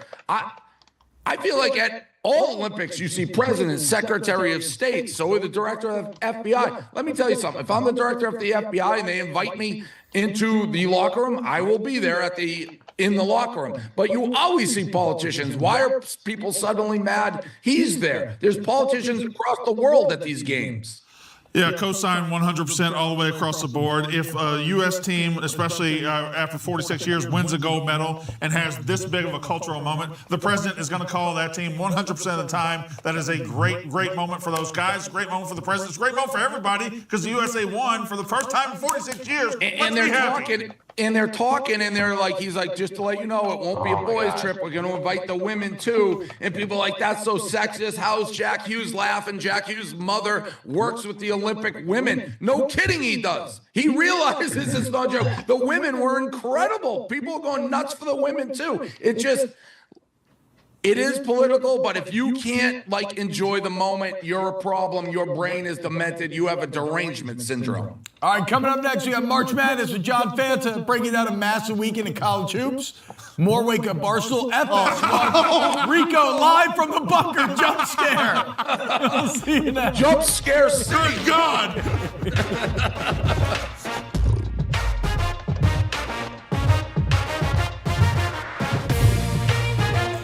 Welcome back to Wake Up Barstool. March Madness is nearly here, guys. It was a massive weekend in college basketball. We got to see the top 4 teams in the country do battle. And who better have on than our college hoops guy, Rico Bosco, live from the Bomb Genesis. And by hook or by crook, Dave finally got him here. our guy John Fanta, one of the biggest and best voices and personalities in all of college hoops. John, Rico, what's up, guys? Welcome to the show. Great to be with you guys. Excellent. I'm loving Rico's. I'm loving. I should have said John. Coverage. Yeah, Good morning, guys. It's terrific to be with you, Dave. Awesome to see you. For every American today, a day of celebration. What a gold medal. And guess what? As we flip the page, March is next. It's coming. It's about to be here. I can't wait. Don't I care know about you basketball can't wait, at Rico all. Bosco. I'm going to... So let's go ahead and skip that. What's happening? Welcome back to Wake Up Barstool. Man, Fanta and Bosco electric together. We got to get that every week. We got to get that every week if we can, for sure. Glad, super pumped to have Johnny on. Are we going to be able to get Bosco's power turned off every week? Well, that just works perfect, too, because the dichotomy of Fanta, who I've always wanted, like, for people who don't know, Johnny Fanta is my white whale. Like, I've tried to hire Fanta for maybe a decade. He came on, he's done stuff with us at the Final Four. He's just so good, so knowledgeable, so enthusiastic, such a hard worker. He knows everything about college basketball. And then we got Bosco, who, you know, by hook or by crook, it's not his fault. There's a nor'easter there in the Northeast, but no power. He looks like he's in the Kentucky, the what is it? Kenny Rogers Seinfeld chicken episode with the red. The two of them now butt heads. I'm not quite sure what it stems over. There was the Reese's in the Johnny Fanta's spaces talking college hoops where Bosco took a Reese's from his child and was getting screamed at. But the two of them are perfect together. So if we could make that a regular segment, we may be getting an Oscar or an Emmy or whatever they give morning TV shows. Maybe not perfect together has been Darren Peterson and deciding to actually play basketball. Yeah. It's been a weird season for Kansas. Some really high highs. Another massive one tonight. Houston traveling to Kansas to take on the Jayhawks. Brandon, what do you make of the Darren Peterson saga? It's one of the most fascinating sagas I've ever seen in college basketball. You have the guy who probably has the most talent of anybody in the country. If he plays, he's a number one pick, perhaps. But they beat Arizona without him. Then he comes back. They beat Oklahoma State on the road when he plays 18 minutes, takes himself out of the game after hitting a three. And the very next time out, they play on Saturday. Darren Peterson plays 30 minutes, plays well. They get destroyed at home by a bad basketball team. Yeah. They get destroyed, and they look like they've never played with Darren Peterson before. This is a fascinating. Bill Self is a remarkable coach, but he has no grip, no grasp of this situation, and Darren Peterson is running that team, and he's not running it very well. I don't know where you go. I don't know if you're a GM, how you sit here and say, this is going to be my guy for the next 15 years, because he won't play for Kansas. He's still the odds-on favorite to be the first overall pick. I know. Shocking to me. And it could be. I mean, look, he's that talented. He's that incredible. And if he plays 75 games a year in the NBA, but if I'm watching a guy who won't play 50% of the games in college, how do I think? How much do they pay him? Probably a lot. Millions. Probably a lot. Dickie V tweeted out that they got to cut ties right now. Kansas can't go into the tournament with DN. I agree with that. I listen, basketball's a sport. I feel like if you're not gelling and you have a guy that you don't know he's playing and whether there's issues, that'll torpedo a team. Well, almost all sports, maybe baseball, you can have somebody be a prima donna, such a selfish game, but basketball, you can't. And I think the proof is in the pudding. So I agree with Dickie V. By the way, I love when Dickie V just comes out of the woodwork with tweets still all the time, but I agree. How long are you going to let this guy, how long till you know that he is a problem that you can't set your watch to? I mean, also, we're sitting here on Monday, we say they got a big game tonight. Is anybody doubting the fact that, at 5:30, we get a notice that he's not going to play? That's in play every single time Kansas goes out. Even more damning than that, or just not playing. He might start the game, but then he just won't finish. To be citing cramps this late in the season in the second half of these massive What's games. going to happen in the conference tournaments when you got to play back-to-back-to-back games? That's. Oh, he won't do back-to-backs. Yeah, he'll just play the first game and then start the next game. It doesn't make sense. So do you guys agree with Dickie V? I do. I'm 100%. I think you cut ties. They beat Arizona without him. And I don't think they can win a national championship with him without him. I don't know if they can win one with him, but I still think if you're Bill Self and you want to preserve this program, preserve this team, you go without Darren Peterson. And I think it's a great. That's kind of a contradiction, though, that you just said there, because you're like, you're either playing full games, playing hard for 5 years, 6 years, 10 years, and it's still going up, because that'll be an iconic moment. The goal, the golden goal, the picture, all of it. I mean, we still remember Mike Eruzione in that 80s Olympic team, so this team will be remembered forever. So his stock can't be more. Hellebuck, the goaltender, same thing, just stood on his head, iconic save with the paddle. Matt Boldy, that goal he scored was just an unbelievably pretty goal. He taps it to himself. Massachusetts. You can't sleep on Massachusetts, Boston. I almost was writing a blog whether this counted as a championship, because Matt Boldy from Millis, Mass, he scores the goal, played at BC, UMass Lowell, Hellebuck, so their handprints, our handprints, all over it. Alyssa Liu, figure skating gold medal. I believe she was the least favored of the 3 American skaters to win gold. I know the blonde girl was the one that everyone was looking at, but she captivated the nation. Crazy story. She retired from figure skating for 2 years. She wasn't enjoying it. Comes back, skates with joy. Her father escaped China, was at the Tiananmen Square massacre, came here.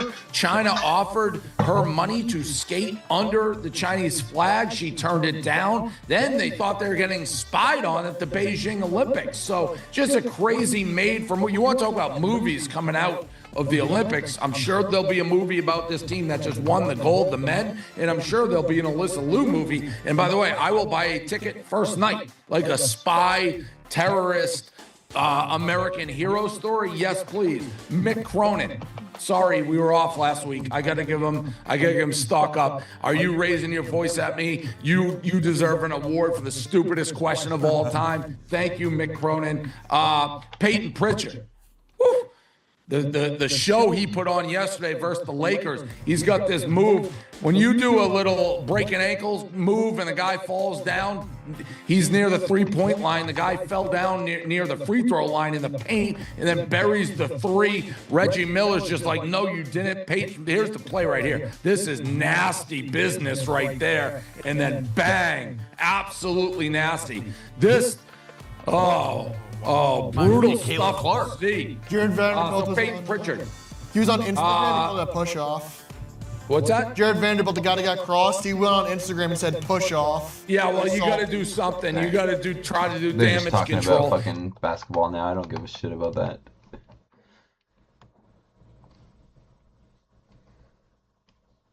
What a weekend for America on the world stage. It was on full display by the gold medal winning USA men's hockey team on ice. What a game. Did you watch it? We did something we never do, which is watch television 8 a.m. on Sunday in order to make sure we saw it. And boy, were we glad we did. In bars and other locales across the nation, youth exuberance, and we all felt it. From the guys at the bar with the ales to the guy in the White House with the red phone, calling them up and making sure they knew how proud we were of them. I couldn't get enough of it. It was very funny. Will Kane of Fox News tweeted out something like, my wife at 9:30 this morning didn't know how many periods there were in hockey and really had absolutely no idea what was going on. By 10 a.m., in tears and, chanting USA. Same. I'm ready to sign all 3 of my kids up for hockey, even though they're 16, 14, and 12 and no one can skate. But it's happening. Forget the tennis, the soccer, the basketball, hockey, parents. You were right. Yeah, I thought there was other stuff that they were going to be doing, and it's just like, nope, the rest of it's all about basketball. Fuck it. We out.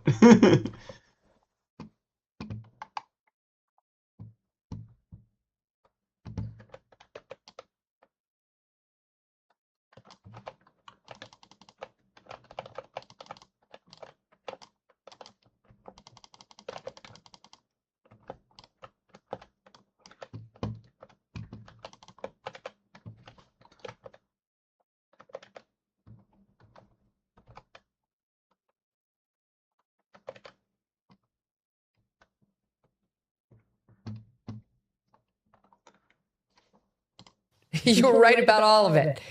It was so good. Like, all of it was good. What I'm loving about the whole hockey situation, just watching it and admiring it as an outsider, is obviously the sport has got patriotism pumping through its veins.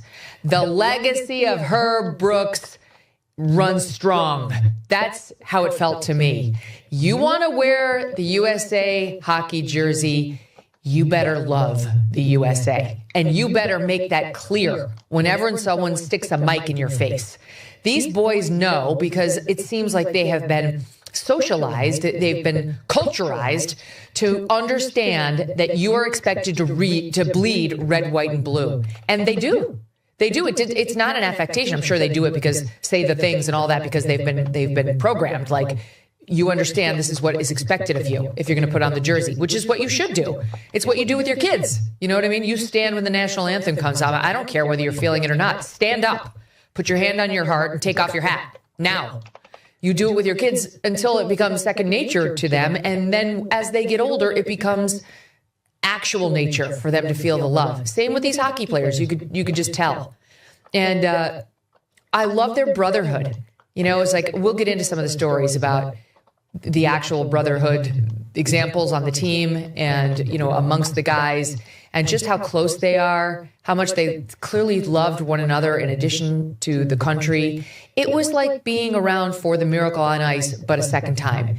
No, the game odds were not as heavily stacked against us, but the love those guys had for one another felt reminiscent of what happened in 1980. Just something truly special that most of us today were either too young for or maybe not even born for and didn't get to experience except through movies like the one starred in by Kurt Russell.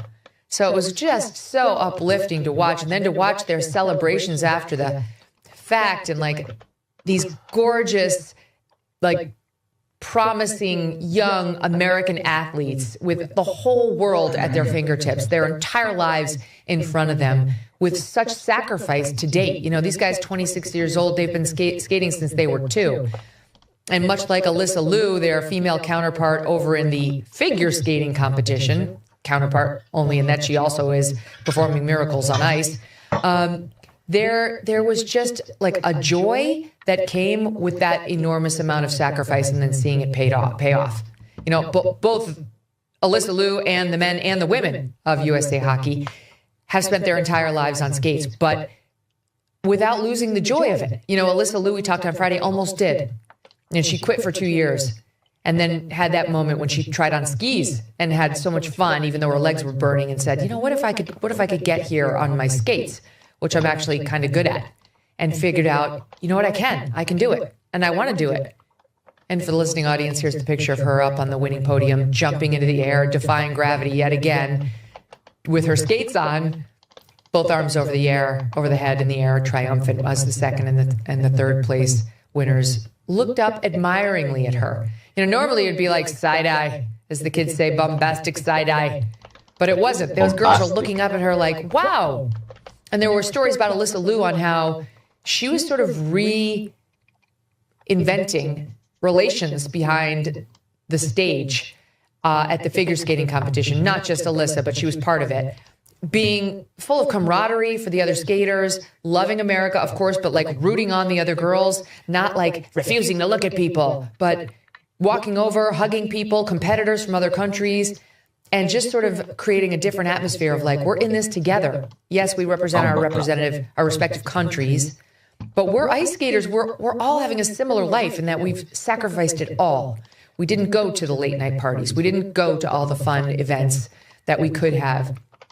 We didn't sleep in. We probably were homeschooled because we have this extraordinary commitment to this sport. And anyway, same for all those guys we watched yesterday. You know, the number of man hours it took to make these gods on ice is kind of unfathomable. Now, we're going to walk you through all the insane moments, the great ones that made us cry and cheer and feel connected to one another through that TV box, and the insane ones that made us laugh out loud, like the Huffington Post feeling, quote, discomfort at all the patriotism. They're very upset that you may be experiencing cognitive dissonance between your dissonance, between like what you're feeling when you feel pride in looking at these guys and your hatred for America and President Trump. Okay, so let's go back. The big win this weekend, yesterday, it happened exactly 46 years after the 1980 Miracle on Ice, when U.S. men's hockey beat the Soviet Union in the 1980 Lake Placid Olympics. Remember? U.S. team is depending a little bit too much now on Jim Craig. He's making too many good saves. Eruzione! Mike Eruzione!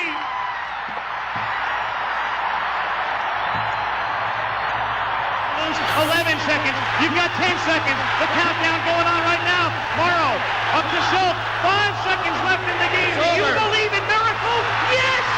Unbelievable.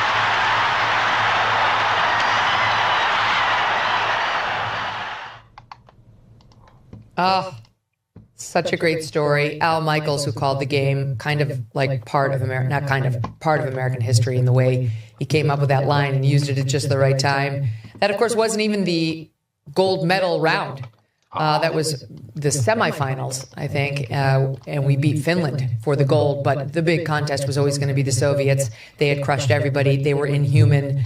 We were a bunch of knuckleheaded college kids at the time, this is before we were using our pros in the Olympics.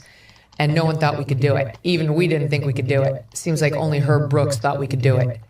And as documented in the movie Miracle, he made himself the common enemy of those guys to get them to get along because they were all fighting against each other in their respective college programs and had come to like demonize one another based on the region they were from, you know, the schools that they attended. And Herb was such a prick and so hard on the team that they all turned on him, which was by design. Now, of course, they all, you know, came to adore and love Herb Brooks, and it's all legend what he did with them. Many documentaries about that team. The Kurt Russell movie, which is not to be missed. I mean, like, I think that might be the #1 movie I've enjoyed watching with my kids. They love it too. That movie's getting all so those much sports play this movies, you weekend. know, like Seabiscuit, Secretariat, Rudy. It's all in the same vein. If that doesn't like bring up a tear, I don't know how to help you. Like that should bring up a tear, like the best tear, you know, like the one that comes from true emotion, not sadness, that comes from true like love of country and seeing the little guys triumph. Those are the things that really get you. Mike Eruzione was the team captain. He scored the game-winning goal in 1980. We interviewed him on this show in 2022 about why all these years later, that incredible win still resonates. The hockey fan, it was a hockey game. But for people in this country, and we found out later, it was, you know, we needed something to feel good about as a country. Like the hostages had been taken. Soviets had invaded Afghanistan, the gas lines, inflation, and along we come. A bunch of, as Herb called us, lunch pail, hard hat group of guys. But I think people related to our team. They saw where we came from. They saw our backgrounds. Like I said to you earlier, Megan, that we came from working class families. What makes this country so great is the people like our parents and what they taught us and the values and the work ethic that our team had. I think people saw that in us. They saw that work ethic. They saw that, you know, we love America type of a hockey team. And we did. We took great pride in putting that jersey on that says USA across the front. I think people saw that and related to that. And then by winning, it just skyrocketed. You know, I can't tell you how many times people come up to me today and they'll say exactly this. I remember where I was when we won. Geez. Yeah. And I go, I didn't know we were on the team. But Twitch that's on what mobile people felt like. They felt like they were part of us. And the people were proud to wave the flag after we won.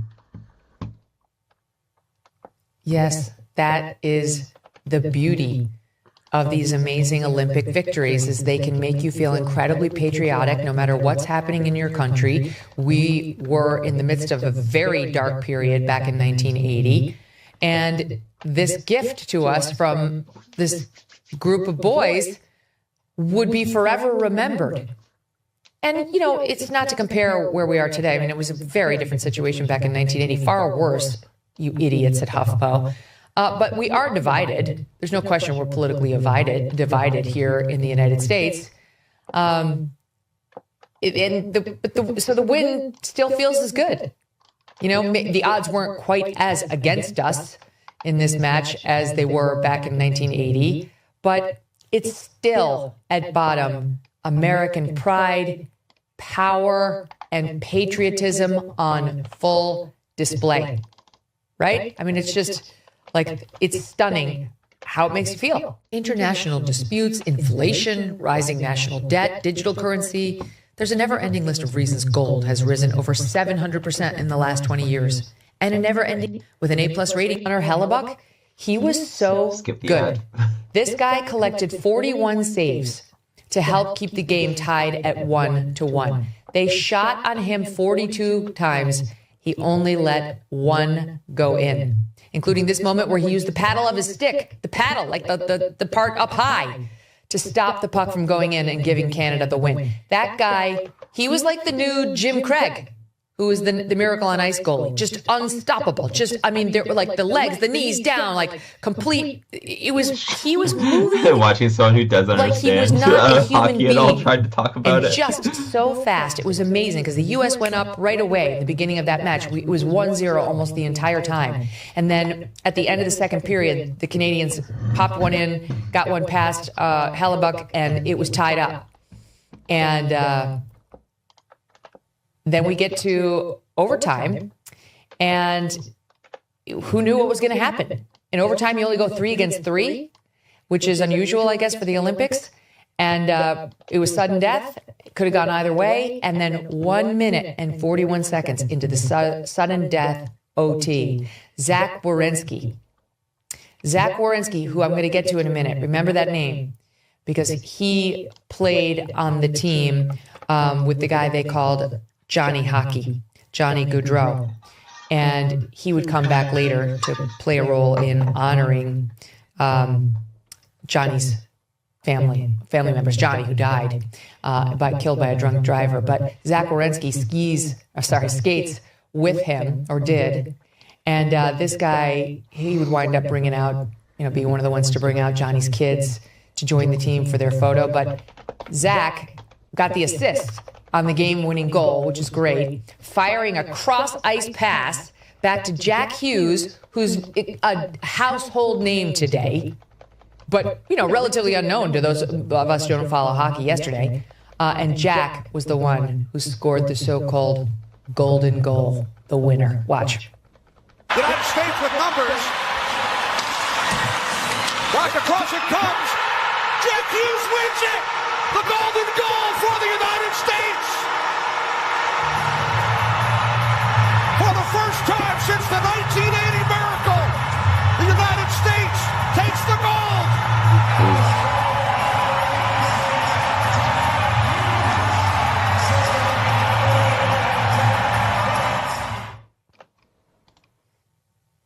Amazing.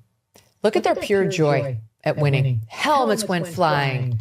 The hugging. I mean, it was less than 1 second for those boys to run out on the ice. They knew immediately when that puck went in. For some of us not used to watching hockey, it goes so fast. You're like, what, is the puck in? We got a goal? Oh my God, we won? Those boys know in less than a split second, they were on the ice with the helmets off and rushing Jack and the entire team rushing onto the ice to have that moment together. It was magic for them. It was magic for all of us sane people in the country. Here are some of the celebrations that rang out here at home.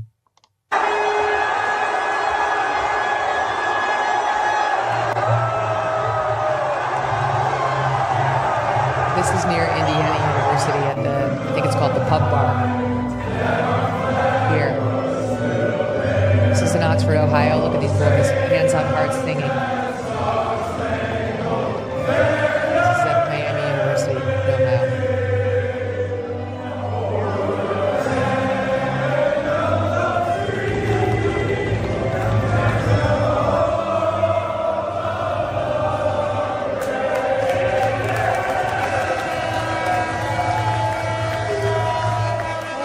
Amazing.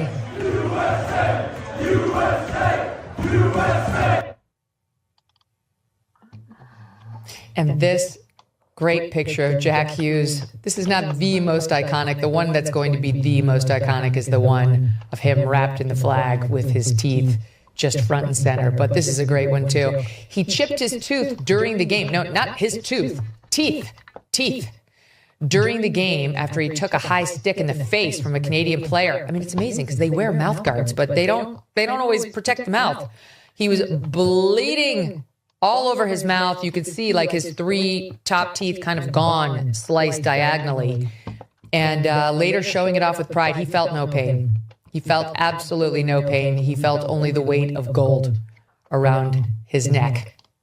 Hughes and other members of the team, including his brother Quinn. He has a big brother, Quinn, who plays NHL hockey, and he's got a younger brother who also plays NHL hockey. He's named Luke. So there's Luke, Jack, and Quinn Hughes. And what a dynasty the Hughes parents have produced for us Americans. They're celebrating the team, draping the American flag over their shoulders, as we've seen all of our athletes do after they've won medals in these games. And when the moment came to sing the national anthem on the world stage, no one phoned it in, no one grimaced, no one sat looking pained without their hand on their heart. No one took a knee. Watch.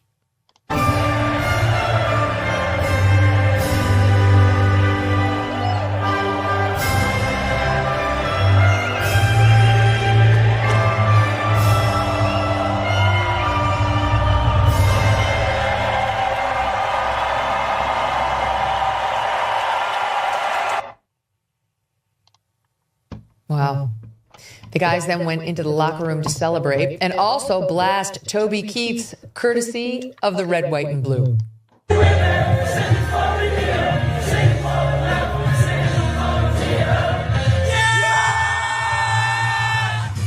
go! We own the sport of hockey, baby! Let's fucking go!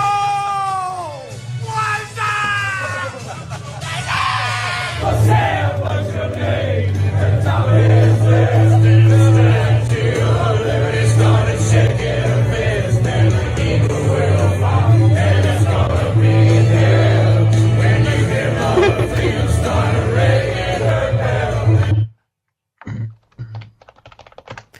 That was amazing. That was so great. They all have these like light blue goggles on. I guess they've been wearing them in the Olympic Village, but that kind of made it even cooler. They're all feeling zero pain at this point, chugging beers and dancing around. And, I'm going to get fucked up tonight. Also a little Aerosmith at the top there.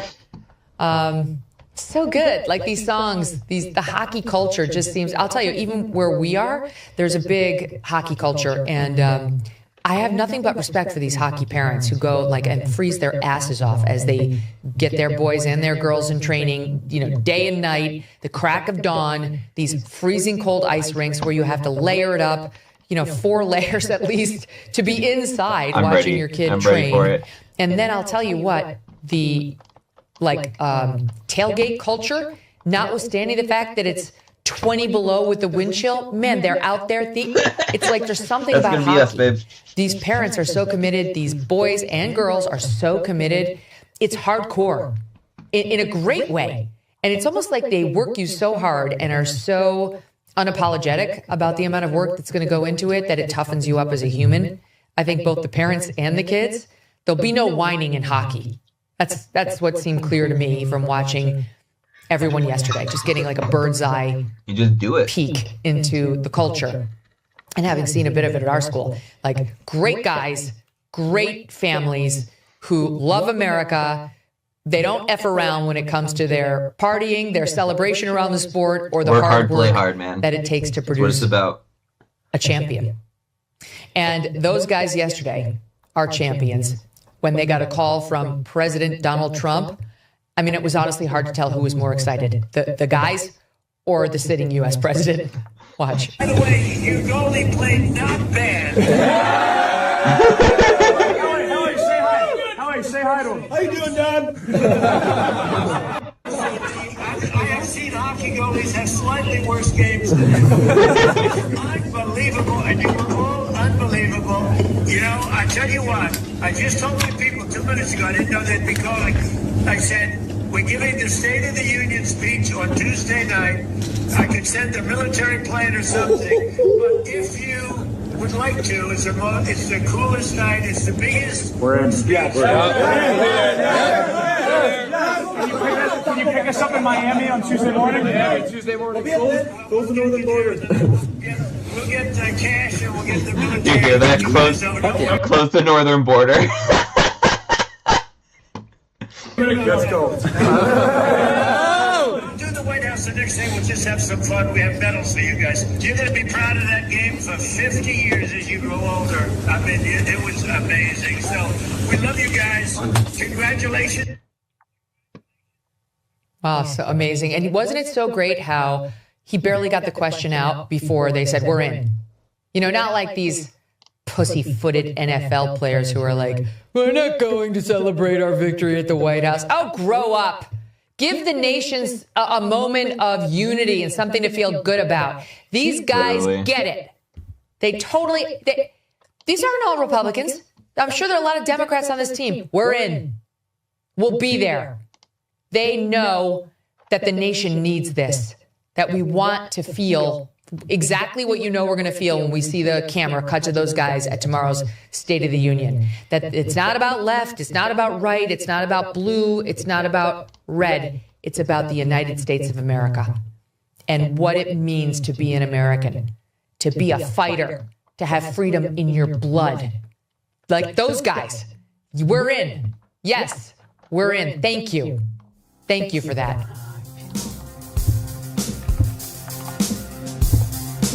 Thanks so much for watching. If you like what you just saw, hit the subscribe button for more clips and full episodes.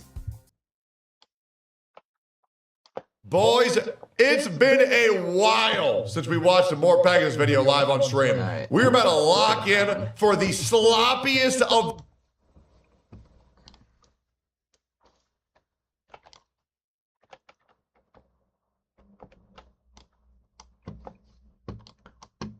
All right, give me a minute here.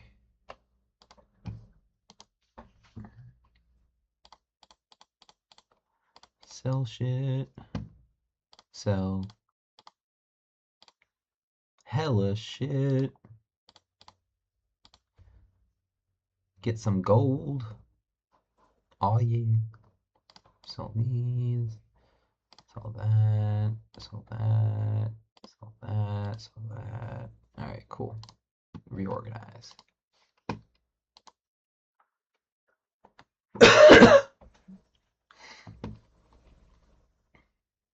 Wow, what a game for Team USA. What a response from their players, and just overall, what a fantastic past 2 weeks of hockey we have gotten from the Olympics. This is why we watch Best on Best, and this is why NHL players need to be at the Olympics. So it's been 24 hours since the gold medal game between Canada and the United States, and I don't know if I've ever felt this emotional about a game following, I don't know, anything, whether that's Stanley Cup Finals, whether that's my favorite team playing in a playoff game, or whatever you want to list. This was hands down the best hockey experience I've ever watched, and well worth waking up early in the morning for it. So today I just want to go through the game. I have some talking points that I want to hit. A big one is the 3-on-3 overtime format that a lot of people want to talk about. I want to talk about what this means for the legacy of some players, who the biggest, I guess you could say, winners and losers are from this game, and just talk about what this means for USA hockey and Best on Best moving forward. So if you guys have been enjoying the content lately, toss this video a thumbs up, subscribe now, and let's get right into this one. So we had 2 games from Saturday and Sunday, so we'll start with the bronze medal game between Finland and Slovakia real quick. Finland takes down Slovakia 6-2 to get themselves on the podium, and honestly, they were so well deserving of that. As someone who was pretty critical of them after their first game, believing that their goaltending wasn't going to be good enough to get them far in this tournament, I was completely shut down from that moment forward, because Jussi Saros had an unreal tournament we were all talking about their goaltending of the past and how they just weren't even close to that, the Tuukka Rask and Pekka Rinne days, but he really shut me up, especially in that game against Canada. I think he had 36 saves on 39 shots, some real big ones against some high-quality players, and stood on his head throughout the rest of that tournament. So congratulations to Saros and the Finns. They truly did deserve to earn that bronze medal. And maybe even something more based on how they played, because they just really were unreal in this tournament. Their opponents, the Slovakians, they were also a team that I could not have predicted to get to any medal game. And maybe I was sleeping on them a little bit because they have some awesome players. Dvorsky, Slavkovsky, Simon Nemec of the Devils. These are guys that I think are going to be the future of Slovakian hockey and be some big names in the NHL going forward. A lot of us were talking about Germany and Czechia being the dark horses of the tournament, but I think now, moving forward, when we go through any form of best on best, Slovakia is going to have to be a country that we list at the top when we're going through these tournaments and brackets and stuff like that. So congrats to both of those teams. Finland gets the bronze medal, finishes out the Olympics pretty. A lot of European teams are getting really fucking good. Like, I just feel like, especially the last 15, 20 years, like, Canada was number one for decades on decades, and now we've got just so many good players coming up. It's pretty cool.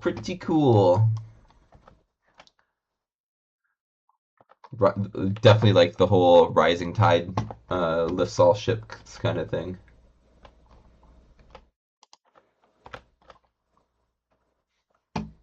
Strong after a rough start, but all in all, great performance by both teams.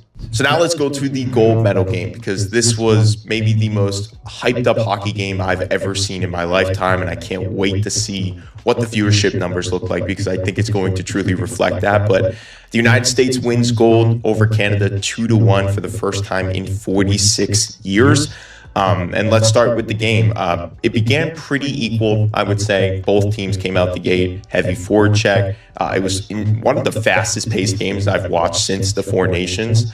And the first player to get on the board is Matt Boldy with one of the most unreal goals you'll see from the entire tournament. Splits two of the best defenders in the world, Devon Tays and Cale Makar, flips it over, gets around them, taps it far side against Jordan Binnington on a self-created breakaway, and gets the United States on the board for their first and only goal in regulation.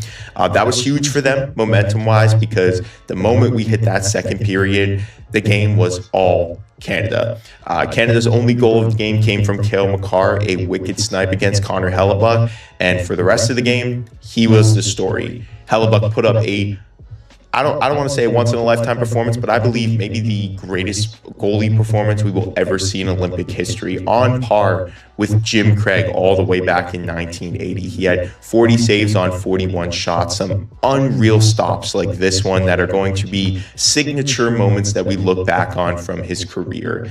And I can't think of a player who is more well-deserving of this. Hellebuyck has won multiple Vezinas through his career. He's the reigning league MVP with the Hart Trophy for the NHL. And there's been so much criticism for this guy, calling him a regular season merchant, saying he doesn't show up in the playoffs, and some of that rightfully so. But a lot of it is just negatively narrative-based, where it's just people piling on this guy, not really seeing what he's all about.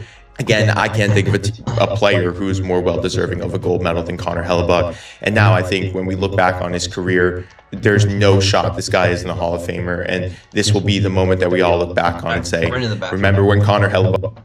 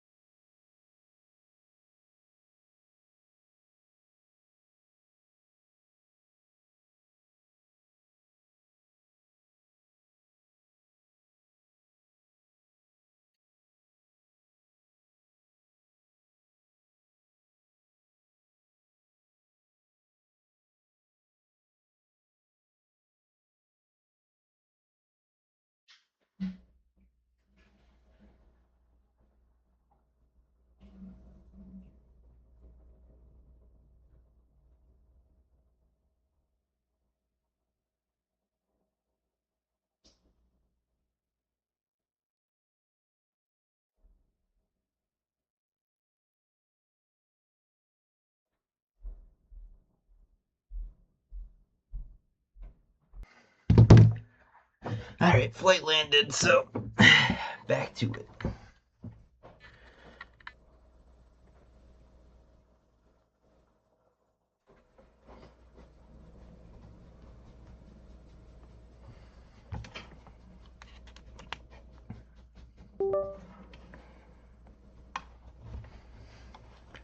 Buck did that for Team USA. Yeah, that was fantastic. So good for Hellebuck. Now let's go through some other players who I think really benefited from winning this game. Beginning with Austin Matthews, there was so much criticism for Matthews when Team USA named him captain. There was so much criticism, like Connor Hellebuck, of people saying that he was not a big game player. And a lot of the narratives around Team USA at the Olympics was they're going to need Austin Matthews to show up and show out if they want to win. And a lot of people still are not giving him the credit that he deserves, so let me do that. People are saying that he had a quiet, inconsistent tournament, but this guy was basically near the top of his team in points. He did all of the little things right. I'm sure behind the scenes he did all of the things that you need to do as a captain, because it seems like all of the players are speaking so highly of him following winning the gold medal. It's not always like on these the quotes ice. from Quinn Hughes and Jack Hughes off the ice. When asked about... The captain is the glue of the team. And sometimes it's just like those moments of, hey, you're doing good, or hey, like, you can do better, let's go, you know? I can't remember what the question was, but essentially they came out and were like, yeah, Matthews is the guy who led us to this gold medal. I think Austin Matthews playing in Toronto, I think there's always going to be a lot of criticism around his career, but this is a player who has just as much talent as some of the top guys, and easily is a top 5 forward in the game today, top 5 player even. And I could not be more happy for him to win this gold medal and finally get a chance to do something really meaningful for his career that will quiet a lot of his critics. So when he comes back to Toronto, Maple Leaf fans, be proud of your captain. He did the impossible, even if that means he beat your team in the Olympics. Cheer this guy on. It was an unreal tournament by him, and just overall super impressed with his demeanor and his output in a lot of these games. The next guy who I was super impressed with in this entire tournament was, well, I'll say the Hughes brothers, but specifically Jack Hughes, because going into this tournament, people said that he was too injury prone, he was too soft, that he was not going to be the right player for this team based on what we saw at Four Nations. And he goes out, puts up, I believe it was 4 goals, 3 assists, including the overtime game winner against Canada in the gold medal game after getting his teeth knocked out by a high stick from Sam Bennett. Just unreal story for Jack Hughes, a moment that he's going to remember for his entire life. Yeah, what I love about this is, like, so many of the people on the US team had so much shit being talked about them. And it's just like, this is the stuff that just silences all the haters.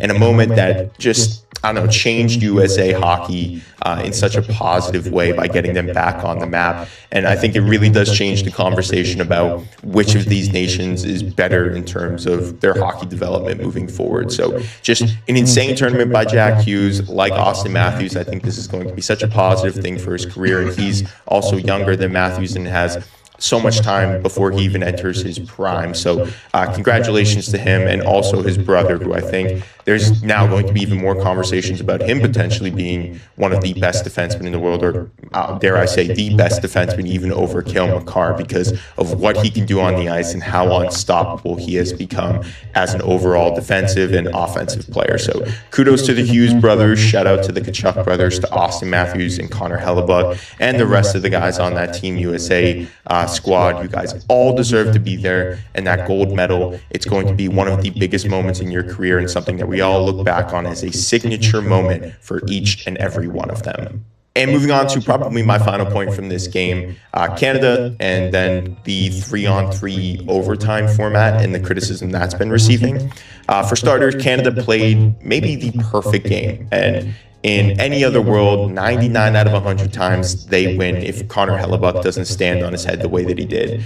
The only real few moments that I noticed that maybe they want to get back, There was a breakaway from both Connor McDavid and Macklin Celebrini that I don't feel were executed at the best level. I feel Macklin Celebrini had a little bit more space to work with and could have done something a bit more to get around Hellebuck, but that's more of an experience thing by a kid who's only 19, so I don't really hold that over his head.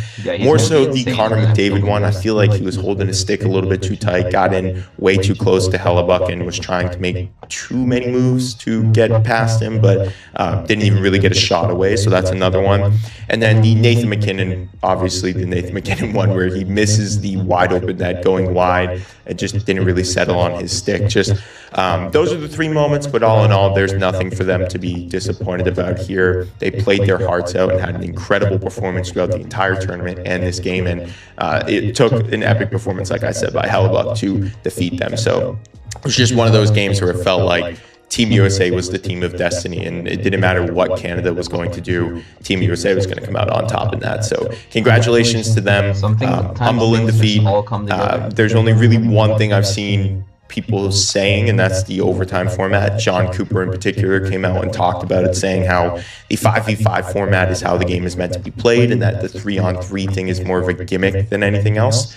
And I'm sort of split between this, because on one hand, I actually really do agree with Cooper, because I'm in no rush to end these games, and I really want to see these teams win in a way that doesn't leave any room for excuses, right? Like, we want to see the best players out there. We want to see hockey being played 5-on-5 like it's meant to be. But on the other hand, I actually really like the 3v3 overtime, because I feel like Canada still had the advantage in this game. We all talked about their best three players on the ice, Makar, McDavid, and MacKinnon, and how that was way better than anything the United States could put out.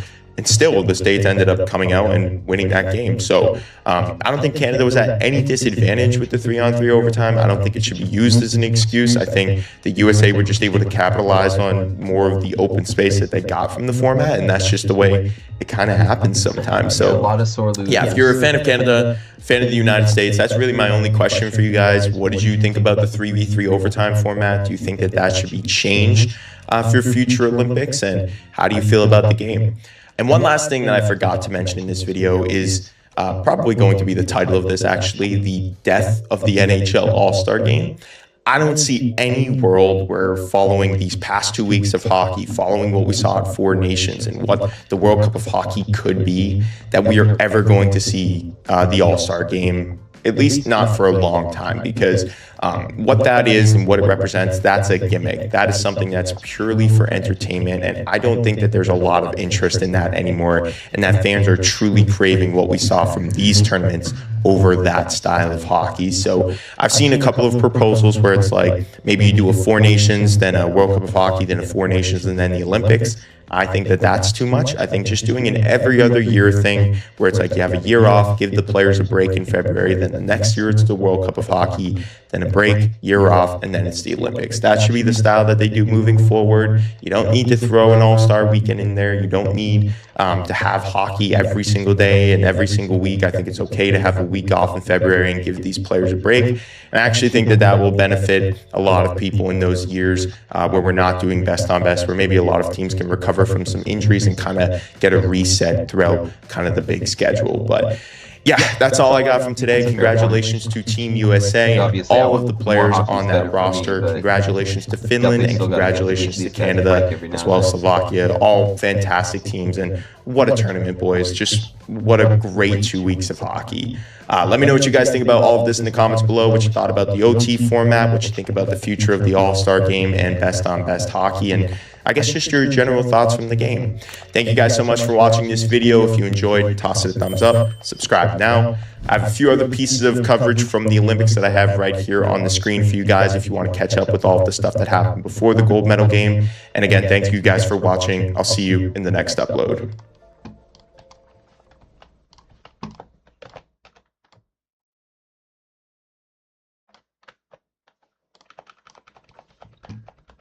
What demographic are you looking to acquire now? That's a good question. I think that's probably a showrunner question for Alex Kurtzman and Noah Landau, our co-showrunners. I was writing for people who love Trek and then I was doing my best to write for people who I wanted to love Trek. Fascinating. You know, truly, I would love to sit in a room and just write Star Trek for Star Trek fans only. It is a new world. It's the streaming world. We have to bring in new viewers. Ignoring that is like just not reality. So as much as I would love to write the Ben Sisko love letter that only speaks to people who already know the canon, like I was tasked with also working really hard to handhold to bring in brand new people, some of whom are very young. Had to bring in people who didn't normally watch Star Trek, or who thought Star Trek was too stuffy, or who thought it was too sciencey and too techy, while still honoring what all of us fans love about it.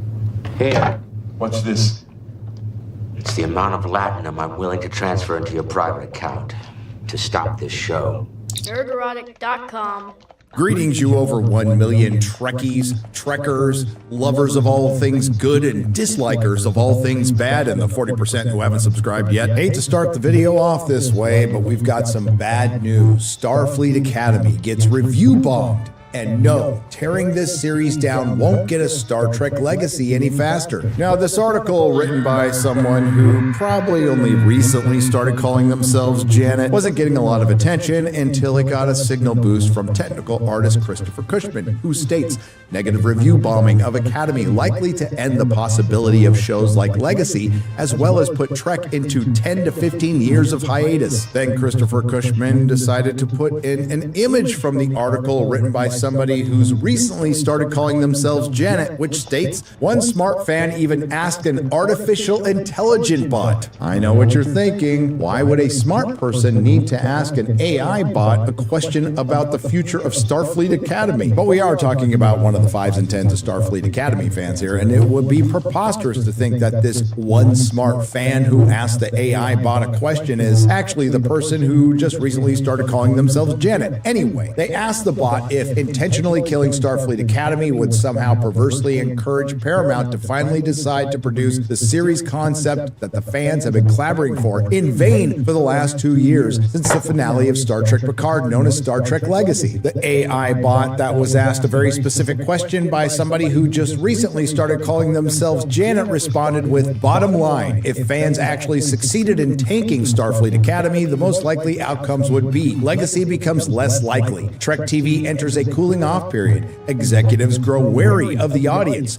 The franchise loses momentum and budget. So what you're saying is, if fans keep review bombing Starfleet Academy, Paramount might cancel Kurtzman Trek? It is reasonable, sir. So you lovely members of the audience might be asking, where's the bad news? The obvious answer is they're still making and releasing it. After this current episode, there's still 3 more of Starfleet Academy Season 1, an entire new season of Strange New Worlds, followed by a second season of Starfleet Academy. I believe we can always do better, but how am I going to try harder to bring Kurtzman Trek to a long overdue end? By continuing to do what I believe will do the most damage to Kurtzman Trek, simply describing what happens in each episode. Once more unto the breach.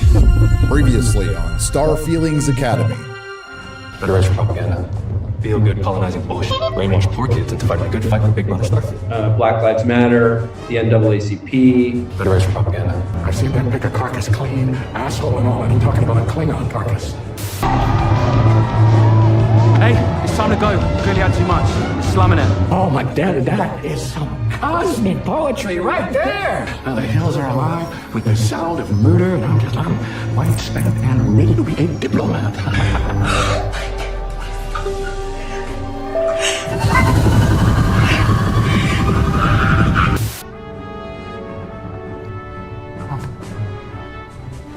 This is, I would say, arguably the gayest Star Trek by a considerable margin. For the sake of your valuable time and sanity and my valuable time, and no, there isn't much sanity left after watching this, I am just going to describe to you the events in the order they occurred in this episode with little to no editorial, and this will be easy because basically nothing happens. 30 days after the tragic events on the derelict starship Suzuki, I'm sorry, Kawasaki, I'm sorry, Toyota, I'm sorry, Miyazaki, where Paul Giamatti and the furries hoodwinked the Federation and Holly Hunter Hunter, leading to the deaths of Johnny Spocksville and a white straight male, which admittedly is a rare thing in this universe. Everyone is sad for about 3 minutes. Oh no.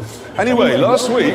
But after a tough 6 episodes of not being in school very much, swallowing comm badges, and assaulting Asians in a gay bar in San Francisco, the retardettes of Star Feelings Academy have earned a 4-day spring break. Before she leaves, Holly Hunter informs Genesis that she's going to be recommended for the command program, which will fast track her to captain because she's amazing. But she's worried this might not be because she's amazing. It might be nepotism because she's the daughter of an admiral. Sam the neurodivergent hologram, who was permeable but somehow got phaser damage, is off to a hologram spa. Fishboy looks a little jealous that Jaden is going off with his boyfriend to Ibiza, and apparently Caleb is mad at Holly Hunter for not asking Paul Giamatti about his mommy. Holly Hunter points out that she was busy trying to save the cadets that she put in danger, all while trying to pack a 21st century suitcase, strangely enough, the exact same way my wife packs a suitcase in the 32nd century.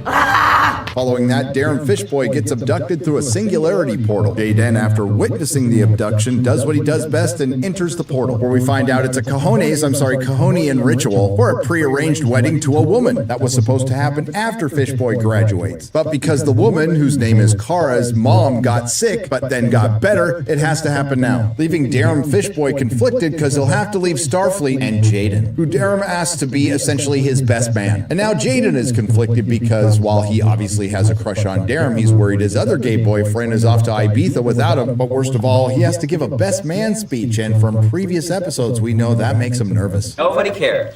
Meanwhile, on the USS Vagina, Caleb has decided to skip going out on spring break. He's also been ghosting Brett Cooper for 30 days while she recovers on Beta Z after killing all the furries with her feminist empowerment scream. But it also turns out that Genesis skipped out on her trip. Then they play a game of toxic, non-toxic, and sure, I thought it was going to be Caleb and Genesis picking out YouTubers criticizing the show, but it turns out it's just a game of sticking your hands in toxic stuff.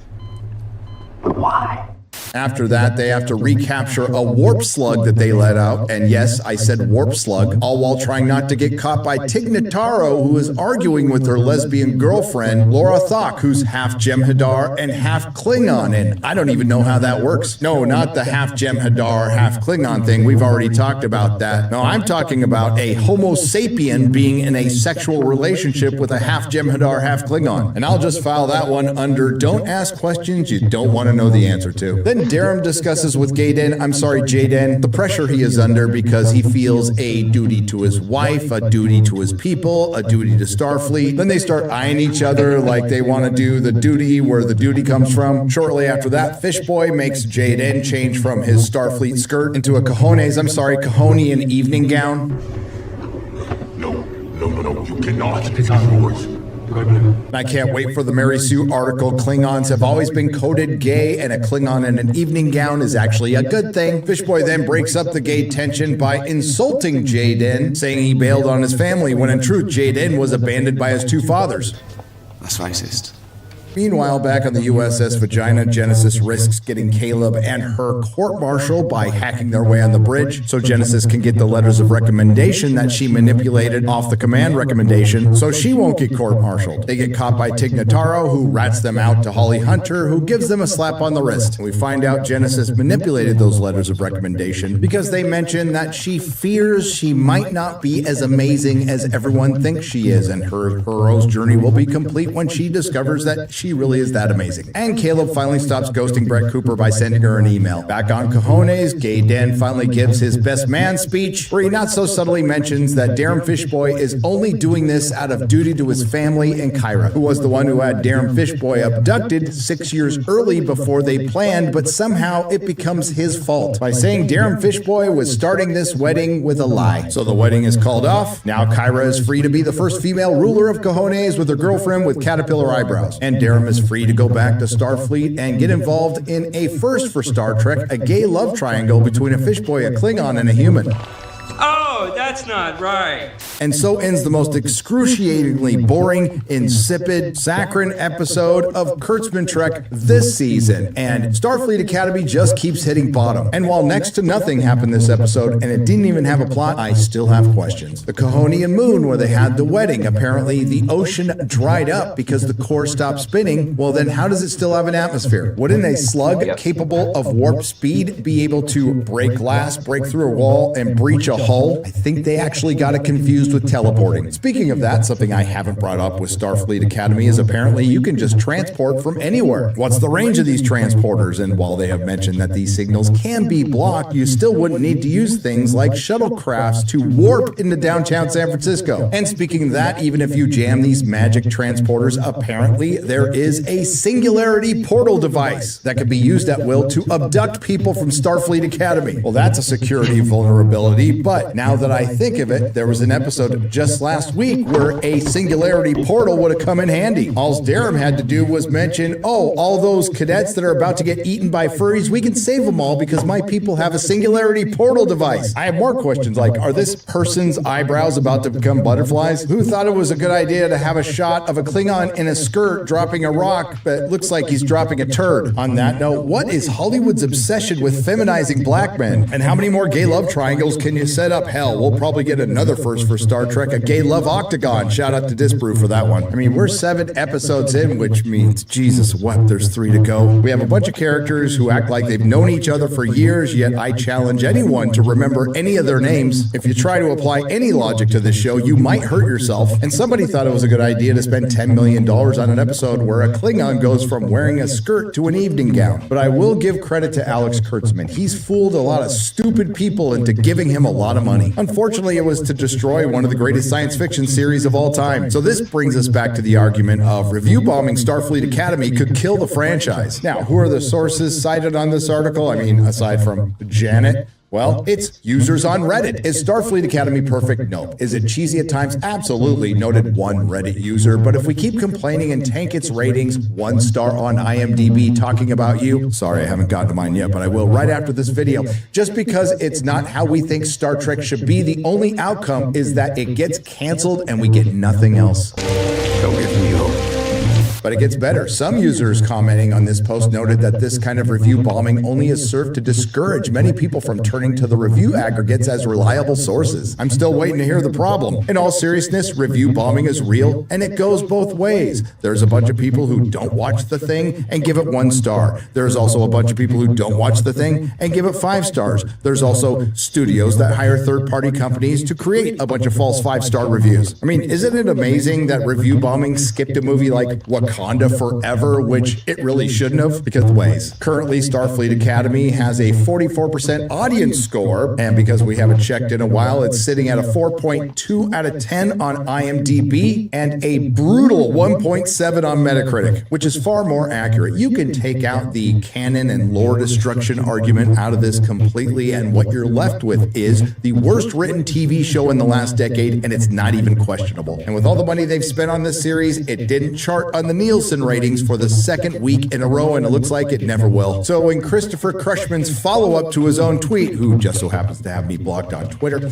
he says this: if Trek fails, fans will have an equal share in that outcome. My past criticism has always been vocal about the destruction of TOS storylines. Academy is 1,000 years in the future and poses little to no risk to that continuity. If you hate it, don't watch it. Aside from the fact that this is an artist who works for Star Trek just trying to keep his job, so you're okay with them going 1,000 years in the future, destroying the Klingon Empire, destroying the Romulan Empire, destroying the Federation, because according to Paramount, right now, all roads from original Trek lead to Starfleet Academy. The only way to save Star Trek is to cancel it right now, not after the next season of Strange New Worlds or even after season 2 of Starfleet Academy. Do in the middle of one of the episodes, make it very public and very embarrassing, and that would show that Paramount means business. Put all of Kurtzman Trek into the Kelvin timeline, let it sit for a decade minimum, and pray that Hollywood could somehow rediscover masculinity, because every second of Kurtzman Trek released seals the franchise's fate. What most people don't realize, and why would they, because they're sane and they don't watch Kurtzman Trek, that aside from Picard Season 3, it's always been this bad. So Hollywood, don't cry to me about AI when studios like Paramount, who are currently supposed to buy Warner Brothers, and for this sole reason they shouldn't be allowed to buy it, have paid Alex Kurtzman and his team of hacks millions to destroy one of the greatest American sci-fi franchises for almost 10 years. Some will say Star Trek was killed. Some will say Star Trek committed suicide. I will say Star Trek committed androcide. Ergorotic.com. If you like what you heard, please like, share, and subscribe. If you didn't like what you heard, I thank you for listening this long. I will see you in the next video.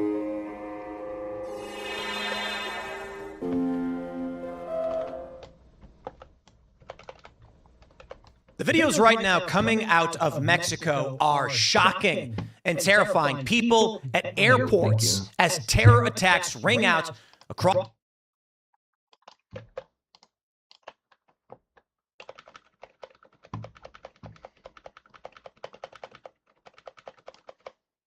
So last night was fabulous, or yesterday was fabulous, when we found out that the U.S. hockey team won the gold.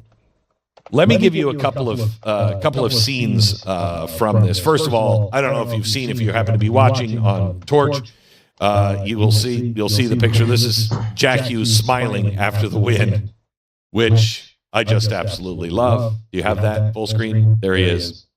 I mean, blood in his mouth. I mean, this is an American. This is an American. They were proud to be there representing us. That is what felt so good. We don't feel that very often anymore. And the left is saying, oh, it's a MAGA win. MAGA's a... Shut up. Shut up. This should be something for all Americans to enjoy. I'm tired of being ashamed of my country. I'm not ashamed. I should say, I'm tired of people trying to make me ashamed of my country. I'm tired of people being ashamed of our country. Have we made mistakes? Yeah. Show me the country that has made fewer, that are 230 years old or 250 years old. Show me the country. We all suck at some point, but we try and strive to get better.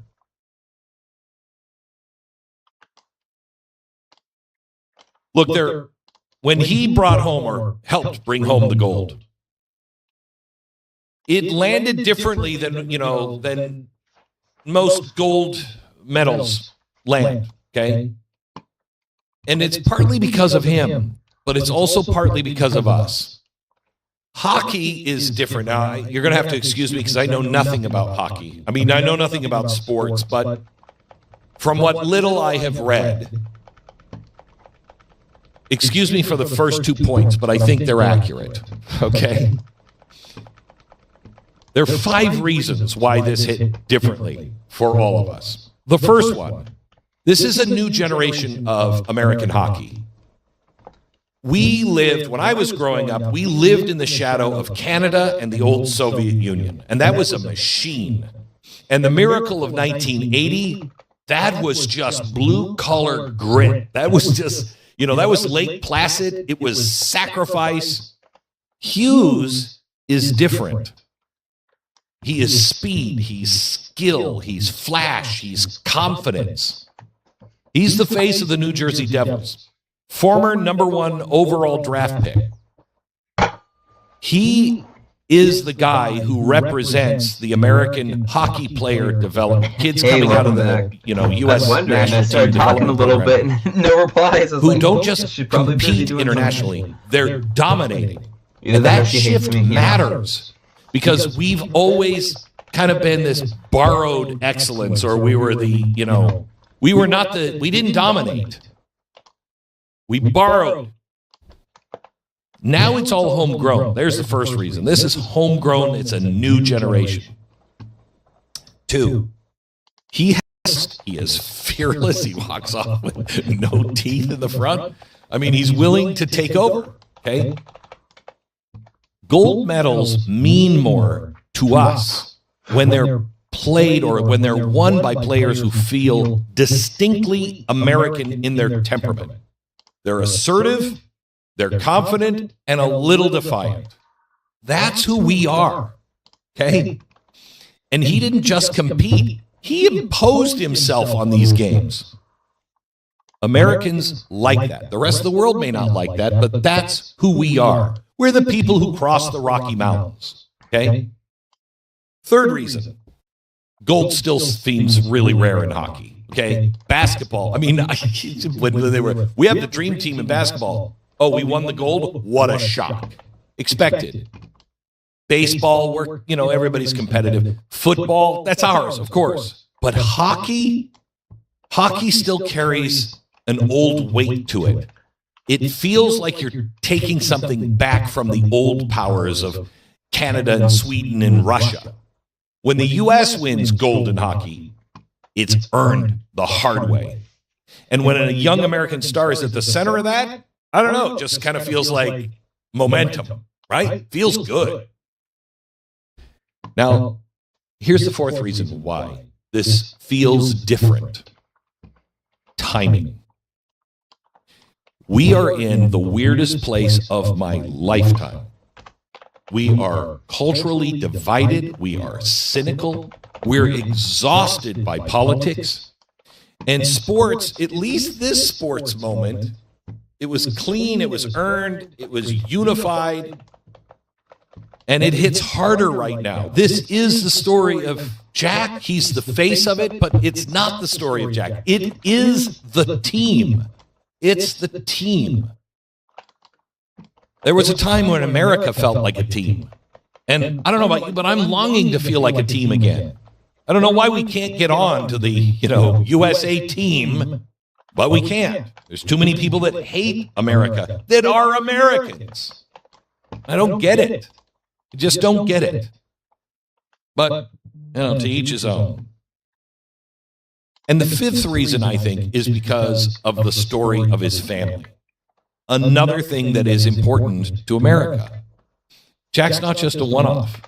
He is a hockey family. 3 elite American players from one family. There is something to that speaks to us about our family in a deeper way. Discipline, structure, parental investment. People who work hard. This family obviously works hard, trains hard, and is a unit. That's the American ideal. Build it at home, take it to the world stage. That's why this hit us all so hard, because it feels like a torch is being passed to the next generation, and they're lighting an entirely new flame. American development is beating the old system. Excellence without shame or apology. Unity without politics. And family. I mean, that was not a medal you saw. That was the symbol of something that Americans are hungry to feel again. That we're not fading away.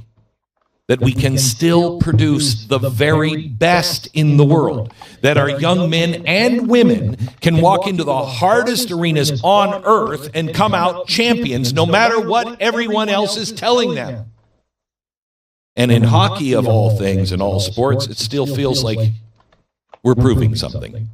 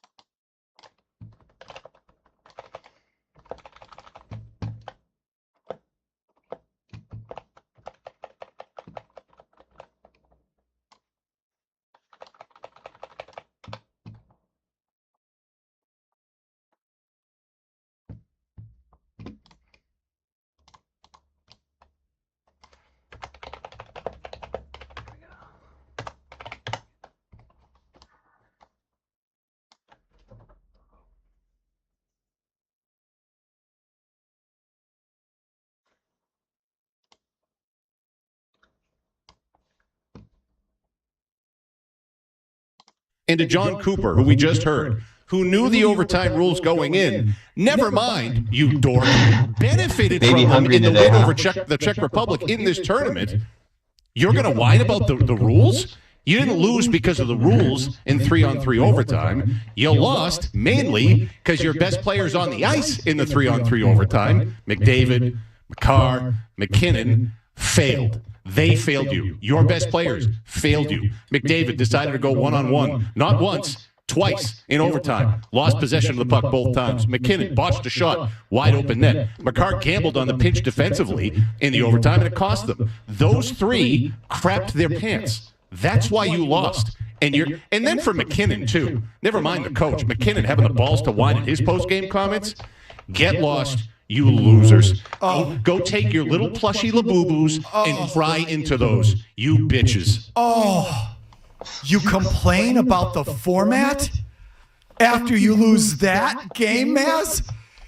You've got, in the overtime, on the ice, Cale Makar, Connor McDavid, and Nathan McKinnon. The Thanks after his dad. Where, Maz, Food? if I were Hell yes, drafting brother. the world, never mind the tournament, if I'm drafting the game, the first three picks in order for me are Cale Makar, McDavid, McKinnon. I go number one defenseman over center. I know a lot of people would disagree, but in either order, McKinnon, McDavid, Makar are not just the three best players in the game. They're the three best players in the game by a pretty good margin. They're the three best players in the tournament, and I'm not joking. If I were drafting the world, the first two picks for me are Makar and McDavid. And then I guess we could argue the third. If you're drafting the world, those three players are 1, 2, 3, at least 1, 2. Going against Dylan Larkin, Zach Rowensky, and Jack Hughes, who I will get to. Thank you for your emails. I will get to Jack Hughes. But Connor McDavid, Cale Makar, and Nathan McKinnon against Zach Rowensky, Dylan Larkin, and Jack Hughes. And you're going to lose that 3-on-3 and then complain about the format? You sound like such a loser. I'm sorry. I can't help but begin with that, Maz. I'm sorry. No, look, I'm fine beginning with that. And I would tell you that Cooper, to me, remember the year Tampa had the great year when they got swept by Columbus? And he made a comment about how we didn't play enough tough games. Yeah. Like I immediately was drawn back to that because I think Cooper is a smug, arrogant tool bag. I can't stand that guy. There might not be a coach in the NHL I dislike more than Cooper. So to hear him say that, I thought, boy, that is a loser's lament. You know, and you know how now someone's a loser? When they complain about the rules after everyone just played under the same rules. God, he went as if somehow the rules favor one side over another. Again, they benefited from the rules in this tournament. The rules are the rules. Everyone knows the rules going in. You have to take that into account going into any event. They favor his team. Right. The rules also favor his team. There is no team in the world that can field a threesome like they can. And it's not close. Never mind Werenski, Larkin, and Hughes. See, like, that's the thing is, like, Canada had the best individual players, but the U.S. had the best,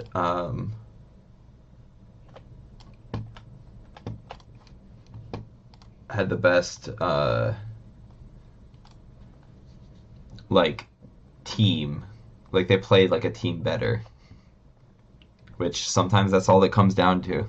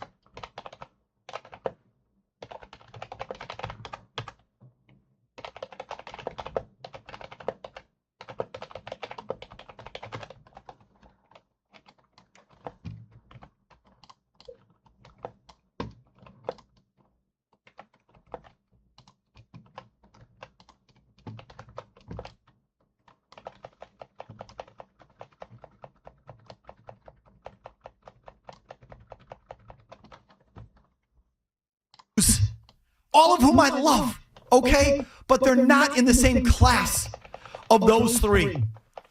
And to go forward, to complain about the format, when the format, everyone played under Maz, but favors you more than any other nation, and your players gagged. McKinnon, Makar, and McDavid played that overtime like it was a November regular season game against the San Jose Sharks. As Murray said, McDavid tried to win it on it. This is what happened, Canada. You tried to make it about McDavid. You wanted to give McDavid his moment. You made it all about Connor McDavid. You threw him out there twice in the 3-on-3. You overshifted him the entire tournament. You put him out there twice in the overtime. You did the same thing both times with that wind-up play where it's all about him. He goes 1-on-3. He loses the puck, and by the second time, you didn't get your ass back. Oh, by the way, the first time, the U.S. should have won it on the first shift. When Big Ball Bennington that save. Yeah, it's a great save. When he made that glove save, I was like, here we go. When's just let's get this pork over with. It was on Quinn Hughes, right? It was on Quinn Hughes. Yeah. So the same thing. Yeah. McDavid tries to go 1-on-3. They get caught up the ice. The U.S. comes down, gets a prime scoring chance, and Big Ball Bennington, because he does what he does, he made that one save, and we all said, oh, there it is. Yeah. He's going to make the one save. You're not, and that's going to be the game. That's Jordan Bennington.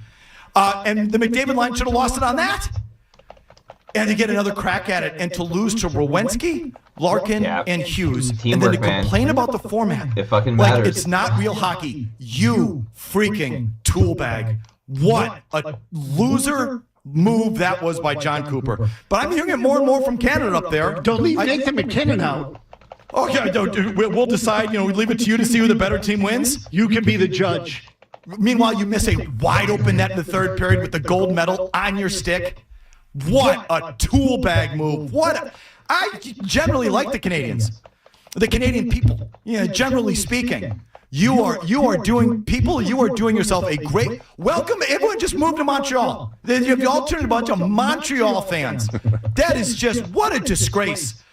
I tooled around trying to get some Canadian reaction after the game. I stumbled on Craig Button, who's one of the big analysts there on TSN. Jimmy, roll me Craig Button last night on TSN, please. Finish. That's the only thing they could have done better. They were they got beat by a goaltender, and that is the element here. And the USA, I thought they could win this tournament. I said at the beginning, because I thought that they were ready to win. They thought they were better than Canada, and they weren't scared. They played scared today. Canada was much better, and they got out really luckily to win the gold medal. That's simply put. Oh, my God. Are you going to talk about your team? And I listened to a bunch of different cuts. Are you going to talk about your team? Now, listen. The piece about the U.S. playing scared, I'm going to agree with part of that, and we'll circle back to that, how the U.S. played in this. And there's a little bit of a point to be made there. But I haven't heard, you tell me, we tried to unlock these Sportsnet panels that I can't get on because I'm in the U.S. or I don't know, they're I don't know, I can't call up these panels. Meaning these clips of these guys, but the one that we tried to pull up said, and here's the subhead of their hockey panel. The Milano hockey panel breaks down Canada's 2-1 overtime loss to the United States in the men's gold medal game, saying the team, meaning the Canadian team and the nation, should be proud of the effort despite the narrow defeat. So this is like, I feel, and I haven't heard all of it, so I don't want to paint all of it with the broad brush. But I haven't heard any Canadian commentary up there getting on their players. You've got to be kidding me. McDavid, McKinnon, and Makar are on the ice against Dylan Larkin, Zach Werenski, and Jack Hughes, who's a fourth-line player. Again, I'll get to him, but he's a... No, we lost technical difficulties bound to happen. What with this blizzard that we're dealing with? No, this happened after the women defeated the Canadians too. Late last week. You're back. Good. I think I was here the whole time, but I'm sorry. And they're going to go on about. Are you going to look at your team and then especially how they played on that 3-on-3 and how John Cooper used these guys? One last thing, but before you go, I'm sorry. John Cooper burned these guys. You should see the minutes for McDavid in the knockout round, and the minutes for Makar, and the minutes for McKinnon, McDavid, and Makar are through the roof. The minutes were through the roof. So by the time they get to their second shift in the 3-on-3, less than 2 minutes into the thing, it looked like they gave up. Well, maybe they were just gassed because the coach kept playing those guys because they were trying to make it about Connor McDavid, or maybe their team isn't as deep as they think that it is, or whatever. But what losers' laments I'm hearing up there in Canada. I'm sorry, go ahead. I was going to say, I mean, this started late last week when the U.S. women defeated Canada, too. And Canada, the team, puts out a silver shines just as bright as gold or something. That they're so wrapped up in I think the politics of it, unfortunately, and that, like, the U.S., you know, our government is looking to maybe annex Canada, that they hate the U.S. now, that they're so wrapped up in taking the gold from the U.S.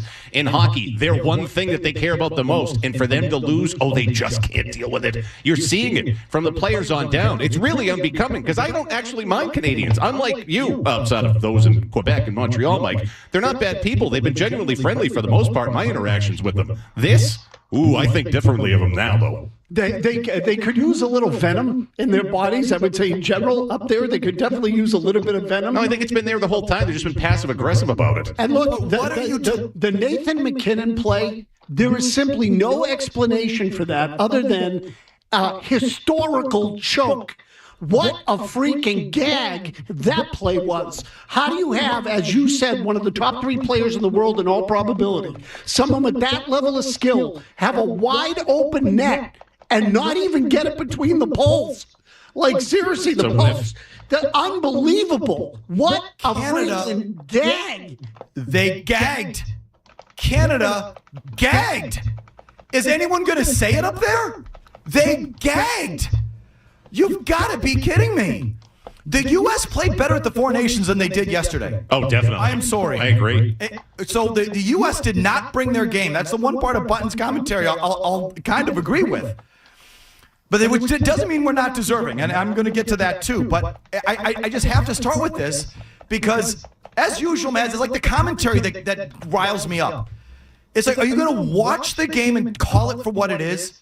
You guys freaking gagged. McKinnon misses a wide open net in the third period. You had the best players on the planet, the 3 best players on the planet. If I'm drafting the world, I think I'm taking those 3 guys. Against second, third line guys for the U.S. and their second pair. That wasn't even their top guys out there that beat you. You should have lost twice in overtime. But your big, bald goalie made that one save that he usually makes. And you complain about the format, you freaking loser. You had a 5-on-3. You imagine having that kind of firepower on that team and have a 5-on-3 for 1 minute and 41, I think it was. It was a deep, long 5-on-3. Yeah, it was at least 90 seconds. That I remember. And you can't score. You get a power play with a couple minutes left for 1 minute plus, and you can't score with all that firepower. And you're going to say, "Oh, hey, hot goalie? Oh, you freaking losers." That is what a loser move. And if we're being honest, I haven't heard anyone do it. If they're doing it, please send me the clip. Because I can't access everything. Yeah, they're a little heated. Understand. But they were yeah, there's a lot of really, really sore losers in Canada today. Like, there's like, oh, we're the best players, blah, blah, blah. It's like, maybe you were, but you fucking choked. Sometimes you're the better team and you just don't get it.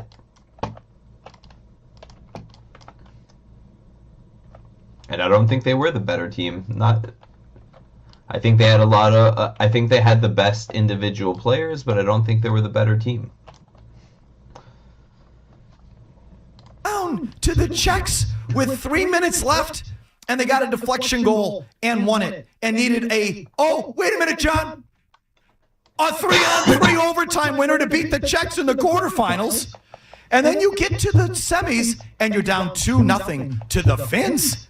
To the Finns, which I don't need to remind you what they do with the 2-0 lead in the semifinals of the Olympics. We all know what they do, but it took a game-tying goal against the Finns. I think this had this right when Marchand crashed into the goalie and they didn't call it, and that could have been goalie interference, but they didn't get it. They got away with it then. And then they win with like 30 seconds left on the power play.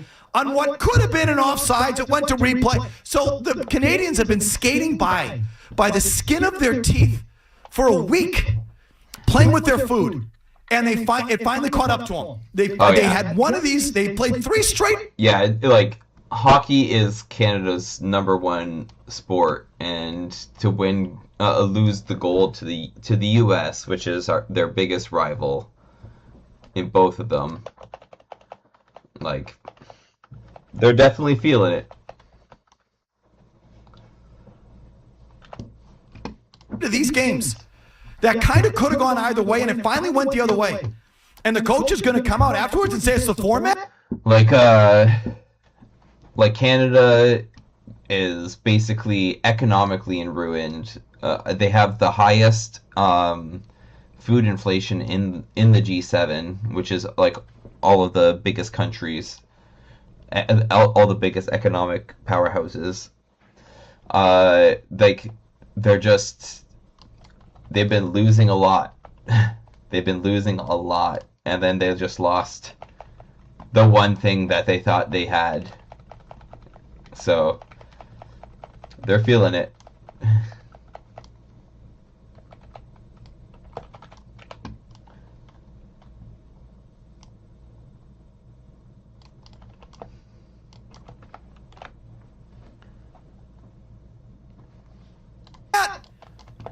Losers! And they're not losers, but you sound like freaking losers. Good grief. My goodness. That to me, wow. That was great though, wasn't it? Oh my Tremendous. God. That was incredible. Tremendous. And you're right. Unfiltered. I'm not so, I'm sorry. Unapologetic. I'm not trying to talk about him. Unlike anyone else. But knowing y'all will probably make me. This is the Stephen A. Smith Show. Let's do that hockey, y'all. Let's do that hockey. What's going on, everybody? Hope you had a wonderful weekend. Welcome to the latest edition of the Stephen A. Smith Show, coming at you as I love to do every weekday from 1 to 3 p.m. Eastern Standard Time over the airways of Sirius XM, Mad Dog Sports Radio, Channel 82. Number to call up as always is 888-MAD-DOG-6. That's 888-MAD-DOG-6. That's 888-623-3646. Plus, if you want to send in your voicemail messages, obviously you can always go to SiriusXM.com/get-serious to send in your voicemail messages. Again, that's SiriusXM.com/serious/get serious to send in your voicemail messages. This is a special day for the United States of America. It's a special day for me as well because my godson, my man Nicholas, is listening to me right now. My man Nicholas Brown out in L.A. and all of that stuff, doing big things, bowling, knocking them pins down, stuff like that. He in the car with his parents, one of my boys, Jeff Brown, and his wonderful wife, the Queen, Nina. They listening to me right now, testing my stuff with my hockey, because I'll be damned if I know anything about hockey. Let me be very, very clear, ladies and gentlemen. Only thing I know about hockey is that it's played on ice, that the puck is black, and that my man Gary Bettman, the commissioner, has had me to at the last, 2 of the last 3 Stanley Cup finals. That's all I know. That's all I know. But you know what? It's moments in American history, all right, that you just hold on to it because, again, it doesn't matter how deep your knowledge is of the sport. It's your appreciation for moments like what we were given last night that reminds you of the greatness of America, of the greatness of sports, what's brought to the table and how it ultimately affects you. We saw Jack Hughes, all right, go 141 into the 3-on-3 overtime, delivers a 2-1 victory for the United States over Canada, delivering for Team USA, the United States of America, its 3rd men's hockey gold medal. And the first time it's happened since 1980. That's 46 years for those of y'all that can't count. It's 46 years. And Hughes scored the game winner, bloodied with a tooth missing after a high stick he received in the 3rd period. And somehow, some way, the brother didn't miss a minute. He didn't miss a second. He didn't leave. He said it's a gold medal on the line, damn it. It's a championship on the line. This is what it's all about. As Dabo Sweeney once said when he was coaching Clemson to a national championship, bring your own guts, baby. Bring your own guts. That's what Jack Hughes did yesterday, okay? Because a lot of cats that get hit with the high stick, all right, got a tooth knocked out, bloodied, and all of that other stuff looking like Count Dracula. I mean, they don't give a damn. You got to find a way to make things happen. You got to find a way to overcome adversity in these kind of situations with a gold medal on the line. And that's exactly what Jack Hughes did. Obviously, the brother's big time. You see him with the Devils. You know what he can bring to the table. You understand that. But in the end, you still sit up there and you hold on to these moments and you say to yourself, damn, this was really, really special. I got to give love and respect where it's due. Hughes, elite speed, transition driver. This is what he brings. You knew he was bringing this to Team USA, but you knew they were going to need more. They were going to need more from U.S. captain and center, Austin Matthews. They're going to need more from Matthew Tkachuk. You knew you was going to need something from him, okay? Because he's the physical tone setter. You was going to need all of that. You was going to need defenseman Adam Fox. You know what? They call him an elite puck mover. I'm reading from my notes here because, damn it, I don't know hockey. You understand? I have to watch. I have to look at the highlights. I have to sit up there and watch the game. I have to watch the moments. But the moment, I don't give a damn how much you know.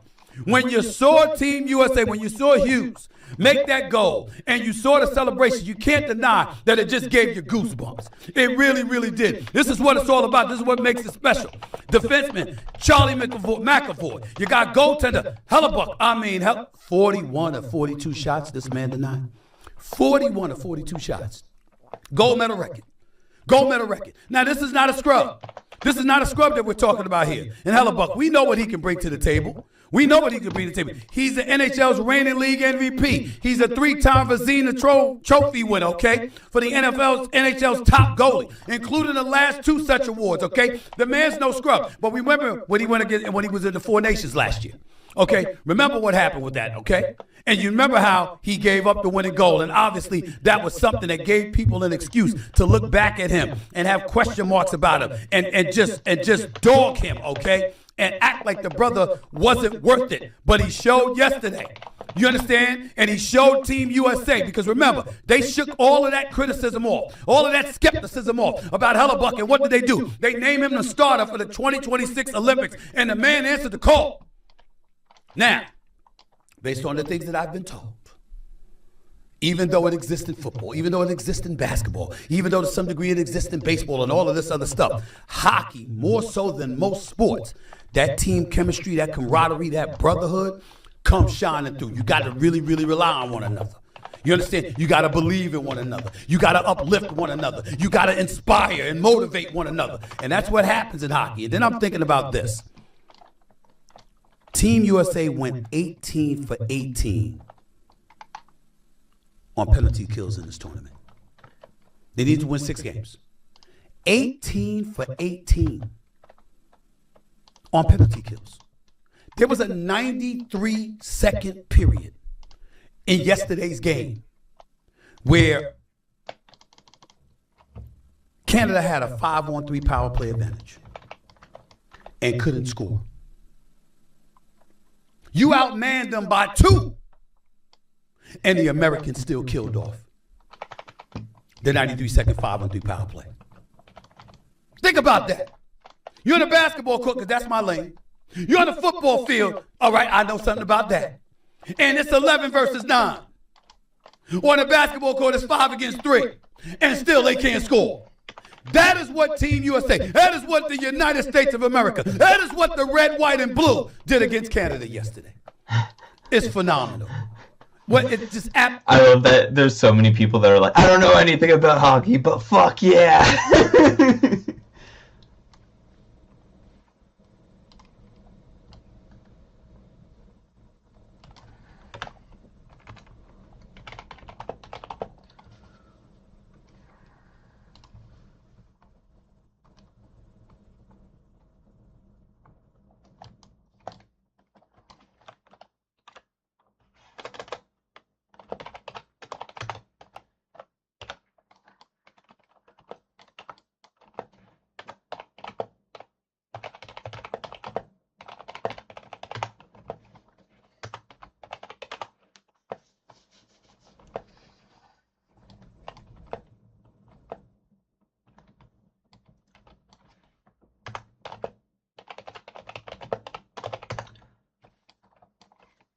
Absolutely, positively phenomenal. And then we got to go in this from an historical perspective, okay? Canada had won 15 consecutive games in Best on Best Olympics, okay? Priorities, babe, gosh. Okay, remember what Best on Best means. In hockey, that means that each country is using its absolute top players available, which, by the way, includes NHL stars, rather than second-tier or substitute rosters.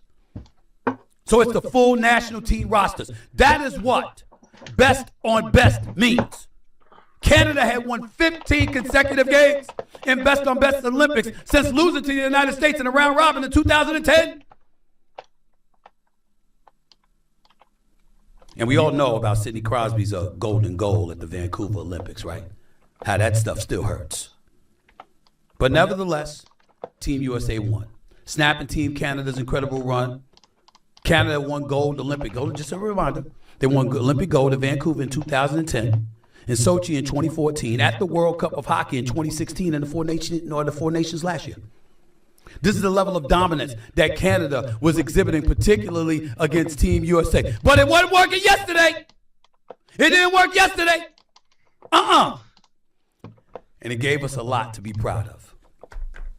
Jack Hughes, obviously, who gave us the winning goal. He spoke about this yesterday. Listen to this man after United States brought home the gold yesterday. Check him out. Overtime, anything can happen. I mean, they have very skilled players. We have very skilled players. It's just up and down the rink, you know, kind of like a little grudge match, like who's going to make the first mistake, who's going to give up the first odd man rush, and just a good play by Larkson Z getting up the ice, and then obviously Z found me. Let's go to head coach Mike Sullivan and hear what he had to say in the aftermath of USA winning, bringing home the gold. Coach for Team USA. Let's listen to what he had to say. He was a hero tonight for our team, without a doubt. He made a lot of timely saves throughout the course of the game. He was part of the foundation of this group from the get-go, dating back to the Four Nations and throughout the course of this tournament.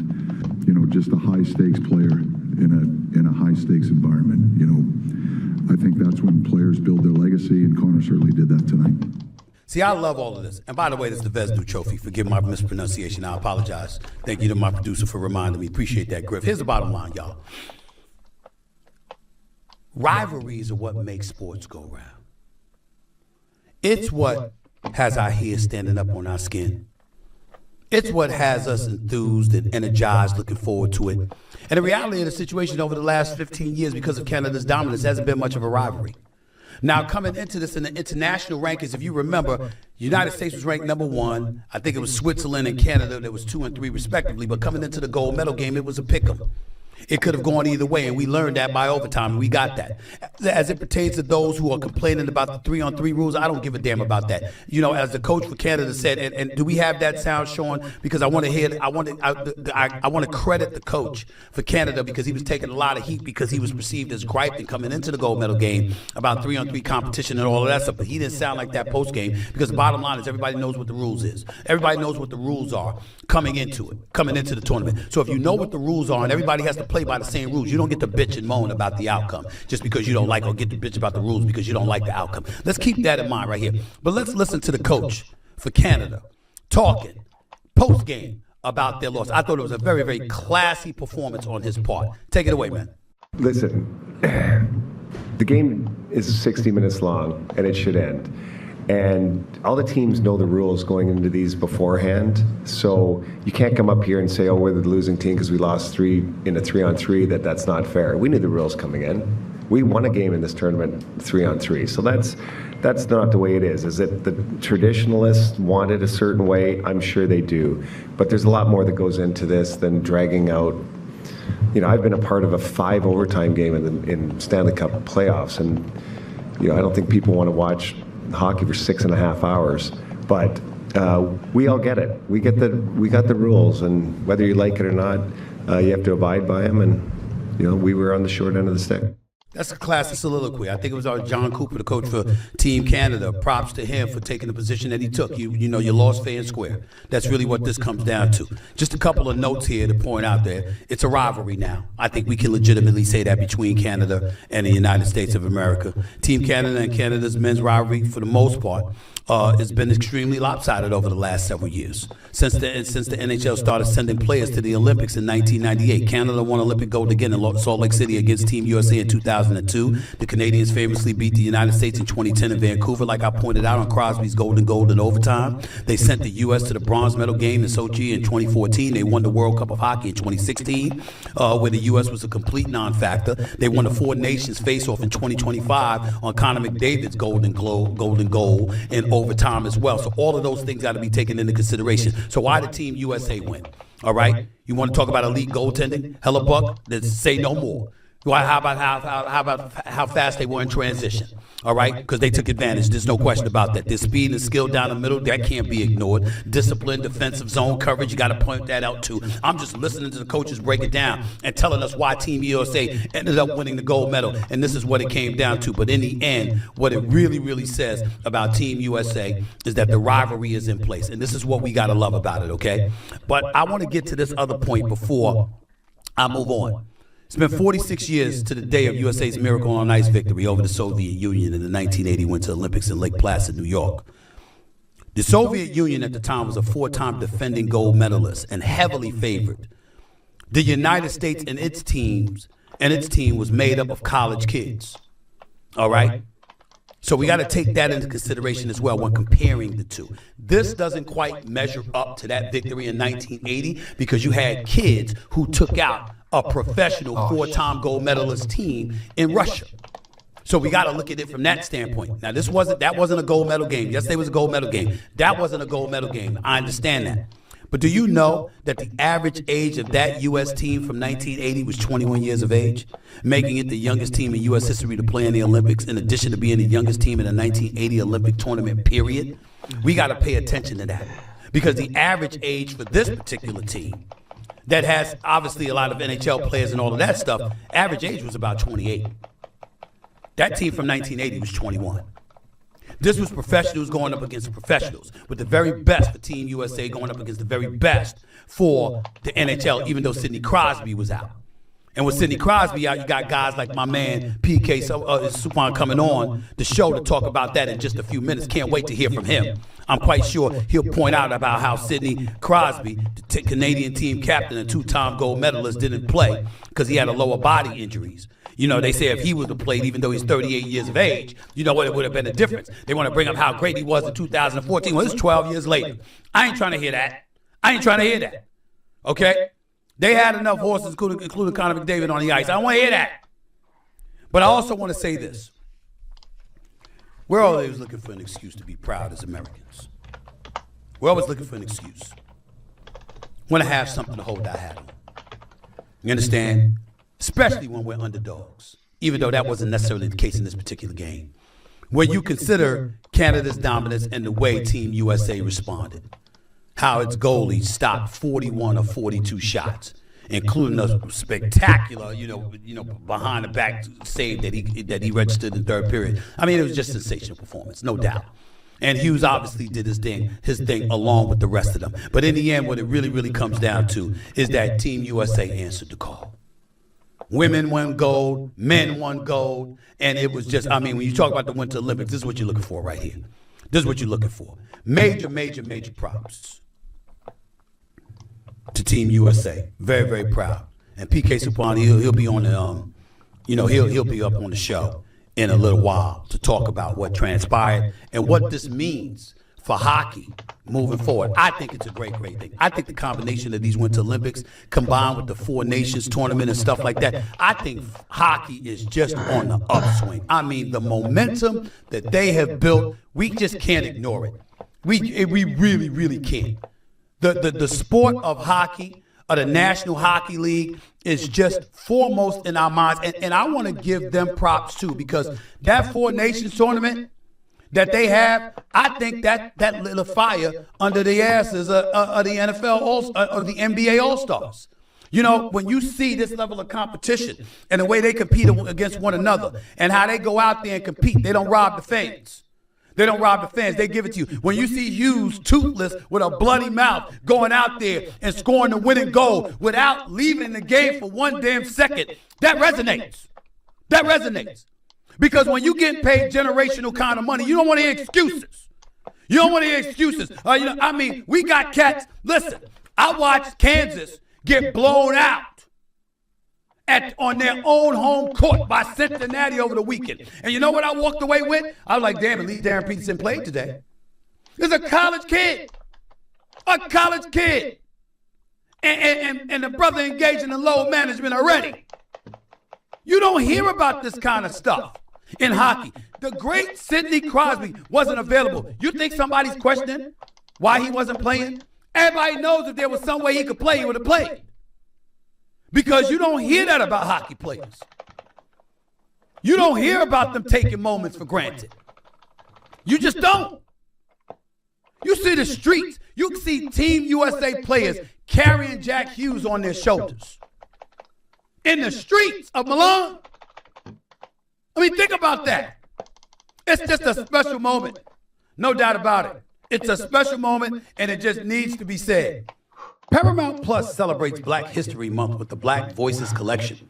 You can stream stories of excellence like the series Watson, starring Morris Chestnut as a modern-day Dr. John Watson. He applies a specific type of deductive reasoning that he learned from his years working with the infamous detective Sherlock Holmes. And if you're feeling in the mood for stories of family and love, check out the David Oyelowo, Led Lorman, Bass Reeves. You can also find David and Selma and Becoming King, both in the collection. And don't miss out on stories of community in Cedric the Entertainer's The Neighborhood and drama-filled The Shy. Explore series, movies, and more in the Black Voices collection on Paramount Plus. Stream now. 888 Mad Dog 6 is always the number to call up. This 888-623-3646. You're listening live to the Stephen A. Smith Show, Sirius XM, Mad Dog Sports Radio, Channel 82. Coming up, I'm going to get into a little NFL scouting combine a little bit later on in the show. Obviously, some NBA action with Boston whipping up on the Los Angeles Lakers, with the Pistons and Spurs scheduled to play tonight, with supremacy within the Eastern and the Western Conference supposedly being up for grabs in a lot of people's eyes. Cleveland losing the game to Oklahoma City without Shea Gilgeous-Alexander and Jalen Williams. All of those things are worth getting into. NFL scouting combine stuff worth getting into. College basketball with #1 Michigan losing to #3 Duke is worth getting into. And of course, let me take a moment to give props to the great Pat Riley, who had a statue unveiled for him outside of Crypto.com arena over the weekend. Pat Riley has won more than 500 games than he's lost in his 24-year coaching career. He's a 5-time champion as a player. He's a 3-time champion as an executive. And they are talking about basketball once again.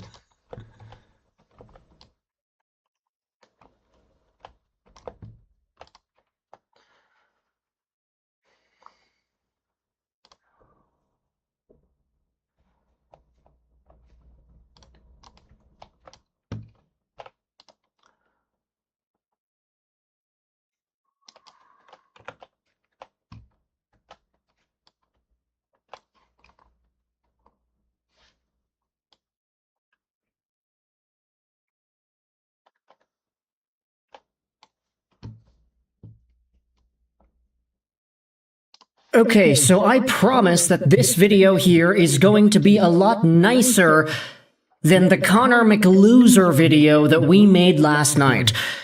I think they're just sports shows, so they're covering everything. So, unfortunately, basketball is considered a sport, just like baseball, you know. I'm talking shit. There seems to be a pretty big ruckus in the comments section of that one, but the fact that it's divided and the fact that some folks agree and others disagree means that we've got a good conversation going. So let's continue talking about the Canadian team that ended up losing to Team USA in the Milano Cortina 2026 Men's Ice Hockey Tournament and dive into the... I mean, let's be honest, you know, I'm not a big baseball fan, but sport. Shout out to Japan and South Korea specifically for that. Basketball is pretty much just an American sport, and then there's some Europeans that play, I guess. The tragedy of Nathan McKinnon. Honestly, it's kind of like football. Like, football's not played anywhere else other than America.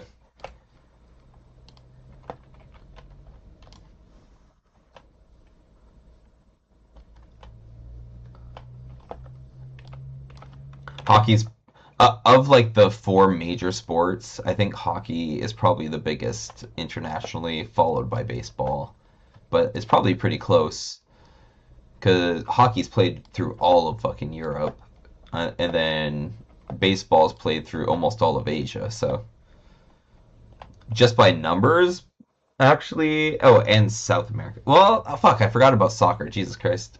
Soccer's the biggest sport. Then probably baseball, and then probably hockey.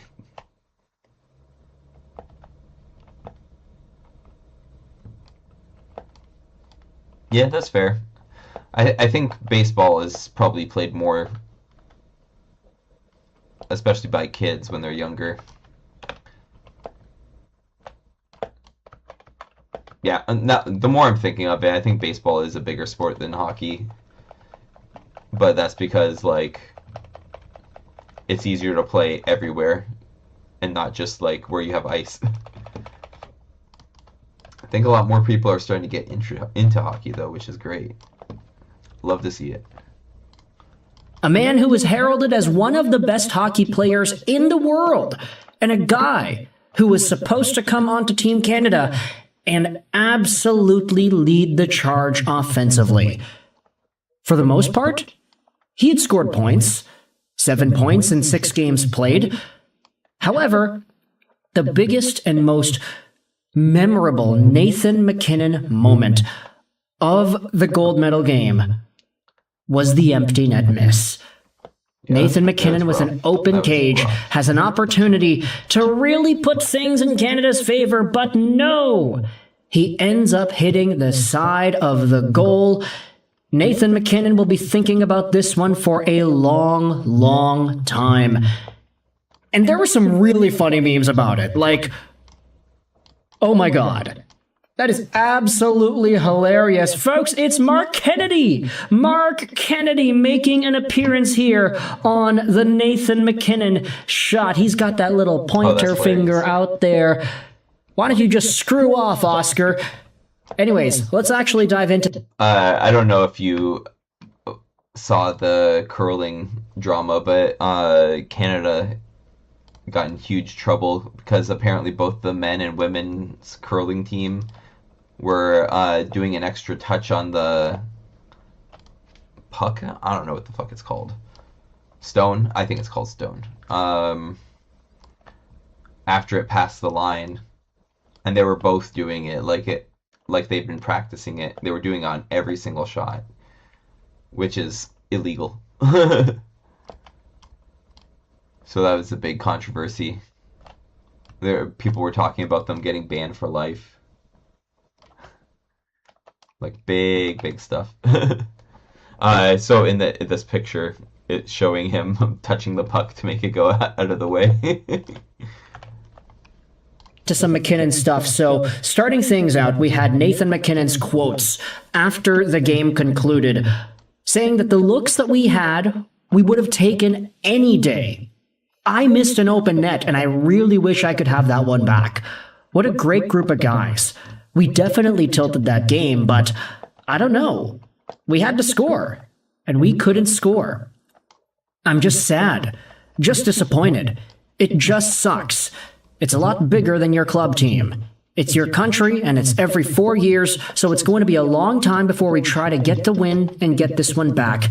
And it'll be a completely different team, too. So it just sucks. Reminder that Nathan MacKinnon is 30 years old, so he'll be 34 by the time the next Olympics comes around. Connor McDavid is quite a ways younger than Nathan MacKinnon. MacKinnon was 2013, McDavid was 2015, so Connor Mac will be about 32 by the time the next Olympics comes around. Assuming NHL players continue to go, I think MacKinnon is probably going to make the team if he's as good as he has been. It's just, who knows how he's going to age into his mid-30s, right? Pretty fair comment here from MacKinnon saying that every 4 years the teams change up, and so we don't really know what the team is going to look like. I mean, Sidney Crosby was on the 2010 team, the 2014 team, and then the 2026 team, and he probably would have made 2018 and 2022 as well had NHLers been at those Olympics. But obviously, this is not the quote that everybody has been talking about from Nathan Mac Daddy MacKinnon. That quote is over here. You be the judge of who was the better team today. And I know I made my YouTube video, earlier yesterday, all the way in the AM, saying that Canada was the better team, that they had more chances, they had more shots, they had more possession, they had more. There was a missed call on Team USA that didn't go Canada's way in the last few minutes of regulation before the Sam Bennett 4-minute double minor. I said all these things. And a lot of folks in the comments were saying, yeah, well, guess who won? Team USA won. Doesn't matter if you should have won. You didn't win. And that's a very fair perspective. Puck don't lie, the score don't lie, the medals don't lie. Team USA won the gold. I am not going to dispute the fact that that happened. However, I feel like there's a difference between me, a guy sitting in my bedroom making YouTube videos, talking about the sports that I watch, and Nathan MacKinnon himself going out there and saying, oh, you be the judge. Who was the better team today? This quote, isolated, taken out of context like this, does seem just like really big sour graping, and I know that for my behalf it's kind of hypocritical for me to say this, but I feel like for the athletes that actually play the sport, it does feel a little bit different to see them making the same excuses versus, I don't know, a fan like me, or a fan that I'm friends with going out to the bar and talking about this game with, oh yeah, Canada had so many chances, they just couldn't bury it. Yeah, right? Like, they had all these opportunities, they couldn't score. They had all these great chances, but they just couldn't get it done. They and had all lost. these great chances. That's sports. And they just couldn't do Sometimes the best team doesn't always win. And that's exactly what I said at the beginning of the video yesterday. But in fact, this quote, which had 1 million views and 4.7K replies, so many people going out there and talking smack about Nathan McDaddy from this quote. Here's the full quote, instead of just selecting one single misleading line. This Twitter user says they're sick of the bullcrap of people saying that MacKinnon was being disrespectful or saying USA didn't deserve to win. It's been close for a while, MacKinnon said. You know, they're an amazing team, skilled group of players. I just felt like it wasn't going to be. You guys can be the judge of who the better team was tonight, but they won. We lost. Just because he thought that Canada was the better team in the game, that's not saying he thinks USA didn't deserve to win. Any real hockey fan knows that sometimes you can be the better team in a game and still lose. Putting words in his mouth for clicks is real low. And that is absolutely... I didn't hear the full quote, so I was misjudging him as well. I'm glad I got that clarification, honestly. Because it did make him sound like a fucking sore loser. The way that I think MacKinnon was intending for this quote to be perceived, this idea that he just went into the media and said, oh yeah, you guys can judge who was better and who was not. Was it really them? Or were we the better team? Like, that's not what he's saying. He's trying to say that, yeah, it was a really tight matchup. They're a very good team. You guys can make your judgments, but they won and we lost. Lisa went out there and said, I'm American. And I sent the text message to a friend that said, we don't deserve to win this game. Everyone on this team should be kissing Hellebuck's behind. I see nothing wrong with what Nate said. I even agree with Cooper that a medal shouldn't be decided on 3-on-3. Now, let's go out there and read some other interesting elements about Nathan MacKinnon at the Olympic Games. He was the only player on Team Canada with a negative plus-minus at the 2026 Olympics. Kind of a crazy stat. Take a look at that, eh? Nathan MacKinnon, that's 2. Literally nobody. Josh Morrissey was a 0. Colton Parayko was a 0. Everybody else was a 1 or more, except for Nathan MacKinnon. How in the world does that happen, eh? Finally, you had some extra elements. This is what Klaus went out there and said, talking about Nathan MacKinnon's situation at the Olympics as if it was a demonstration of karma. Nathan MacKinnon, number 29, he blatantly dove to draw a penalty for Finland in the semifinal with the help of a Canadian referee. During the penalty, he shot the winning goal and Canada went to the finals. In the third period of today's final against USA, he shot wide on an umpire net, and then in overtime, he turned the puck over to the USA, which led to the game-winning goal. Justice prevailed. And finally, I think the funniest part about the Nathan MacKinnon situation happened during the silver medal presentation when Nathan MacKinnon ended up receiving a stuffed animal of Tina, the Milano Cortina mascot, following the gold medal game loss. And this quote, this clip has been making its rounds on social media. It is hilarious. The fact that this dude out of the Olympic Committee gives a handshake to the players, and then he gives them a stuffed animal. And Nathan McKinnon is looking at it like, what the hell? He kind of rotates it around, and you can see that he's really frustrated with the entire situation. He shakes his head. He's like, what is this, bro? And further video replays go out there and show even more angles of him just looking at the thing and not really being amused. Dude is replaying that open net miss. It's all over his face. The dude is dying inside. Now, I will say, for what it's worth, not every Olympian silver medalist, somebody who lost out on a gold, not everybody is ticked off and annoyed with Tina, the mascot. Kaori Sakamoto seems to love this little guy. Guy or girl, I'm not sure. Tina is a pretty feminine name, I would say, but hey, some Olympic athletes, even the ones that win silver, are actually pretty cool with the thing. Nathan McKinnon, on the other hand, yeah, no, he is not looking all too happy to have received this stuffed animal.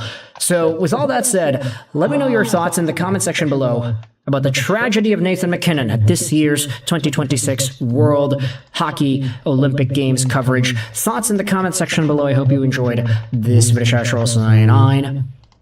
And bye.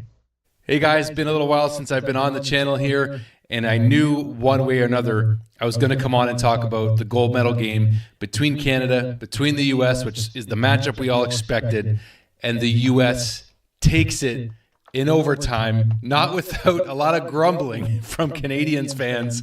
And I'm not talking about the usual Canadians I'm talking about on the backdrop. So forgive that if you're tuning in as a spectator for either of these teams, because that's normally the team I talk about. But this has been an interesting several hours after the game, trying to ponder what to say about it, because, like, my gosh, I've taken in a lot and tried to come up with my own view on how this all went down in the gold medal game. The facts are, Team USA won. Canada lost. Fair and square. And I'm coming to that truth moment now, because it took me a while to get out of my feelings and get out of maybe some Canadian bias here.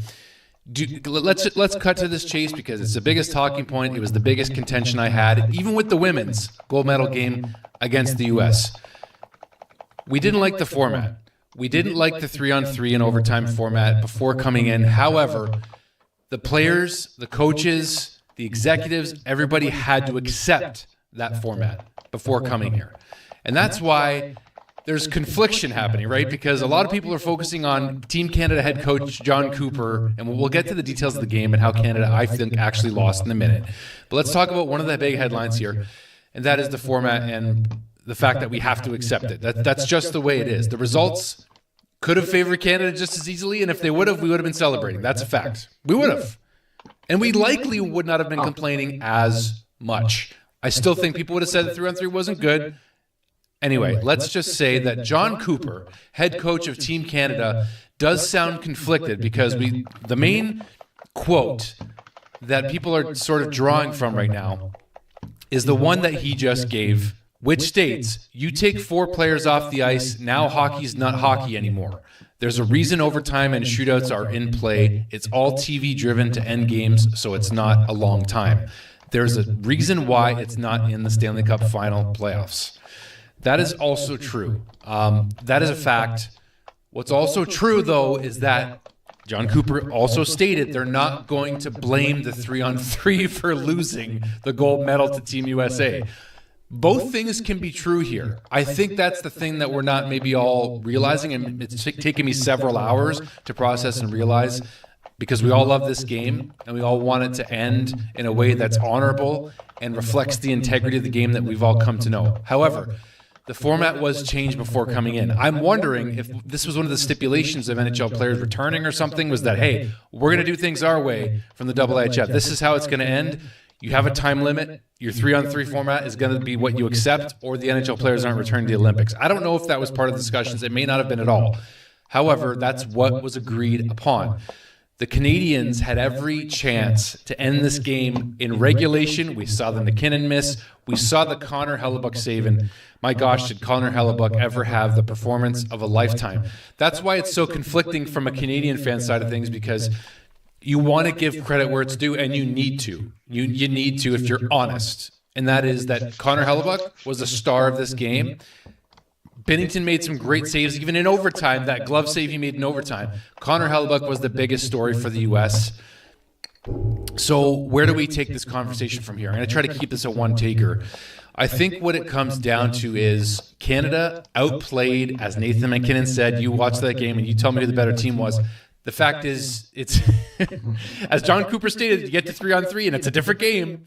And it is. It's like they're putting fans in an uncomfortable, awkward position because we have to accept the results. It just feels different this time. It just feels different because it hasn't ended the way we've traditionally known. This was the anniversary of the Miracle on Ice for Team USA 46 years ago in 1980. And it was a great time for them to get this. They needed this, as James Duthie says. The Team USA needed this. They needed to get this victory for their country and for their squad. Four Nations last year losing the way that they did. Similar format. What I didn't realize and remember was that when 2010, when Crosby got the golden goal, it was actually 4-on-4. I thought it was 5-on-5, and I had to realize, oh my gosh, it was 4-on-4. That felt a bit more even and fair. I'm not going to take this away. We accepted the format. It just feels conflicting. You have to accept it, and you also have to realize you don't agree with the format coming in, but you got to accept it or you don't play. That's what it came down to, I think. So in terms of Team Canada, my gosh, did they play really well. Team USA played really well, but Canada just didn't capitalize. They didn't capitalize on all their chances. The missed 5-on-3, the Taves miracle save by Hellebuck, the McKinnon miss at the side of the net. Macklin Celebrini had several chances in the gold medal game and even before it in the slot, on the side, on the power play. This was missed opportunities for Canada. That's what you have to focus on for me. Canada lost because they couldn't capitalize with all the opportunities and the dominant play that they had, and then they also got robbed by an amazing goaltender in Connor Hellebuck, right? Like there's chances just flowing through my head right now that we all saw, and you got to give credit. You just got to give credit. It's really good to see the U.S. happy. I'm actually got to say, for all my Leaf fan friends, I'm happy to see Austin Matthews happy, as hard as it is to say. Kyle Bukauskas did a great job in the post-game interview with him. But Jack Hughes, Team USA, I'll get to the winning goal and the breakdown of how Cale Makar is a big. Anyway, we'll talk about that in a second. You got to give a shout out for Team USA, because this was for Johnny Gaudreau as well, and they brought his jersey out at the end of the game. They dedicated it to him. They had his jersey in their locker room at Four Nations last year. They didn't get the win back then, and you can't. There's positive storylines for Team USA that I'm happy for them about. So that's why you have to tip the cap. You have to respect the fact that everybody came into this game knowing the rules and played by them. So there it is, right? That's the truth. That's the truth. Two things can be true at the same time. You cannot like the format coming in. You also have to accept it coming in, because that's what you got. So, but Team USA did an admirable job bringing Johnny Gaudreau's kids onto the ice after the win. It's beautiful, man. Like, you got to focus on other stuff too and realize it's not just about hockey here. They lost a brother. They lost a countryman in Johnny Gaudreau. And I remember praying for him and his family on this channel. I've unapologetically shared my Christian faith on this channel. I still will. And I'm proud to do that, agree or disagree. I love you guys no matter what. You know that. But if you're a new viewer, I'm just putting that out there. But Team USA, they still earned it. They still earned it. They still earned it. And Canada has to look in the mirror a little bit and say, you know what, guys, we just didn't get it done. And even McKinnon saying it wasn't meant to be. They couldn't get it done. And the opportunities were all there in front of them. On the game-winning goal, it's a puck battle in 3-on-3 between Cale Makar and Jack Hughes.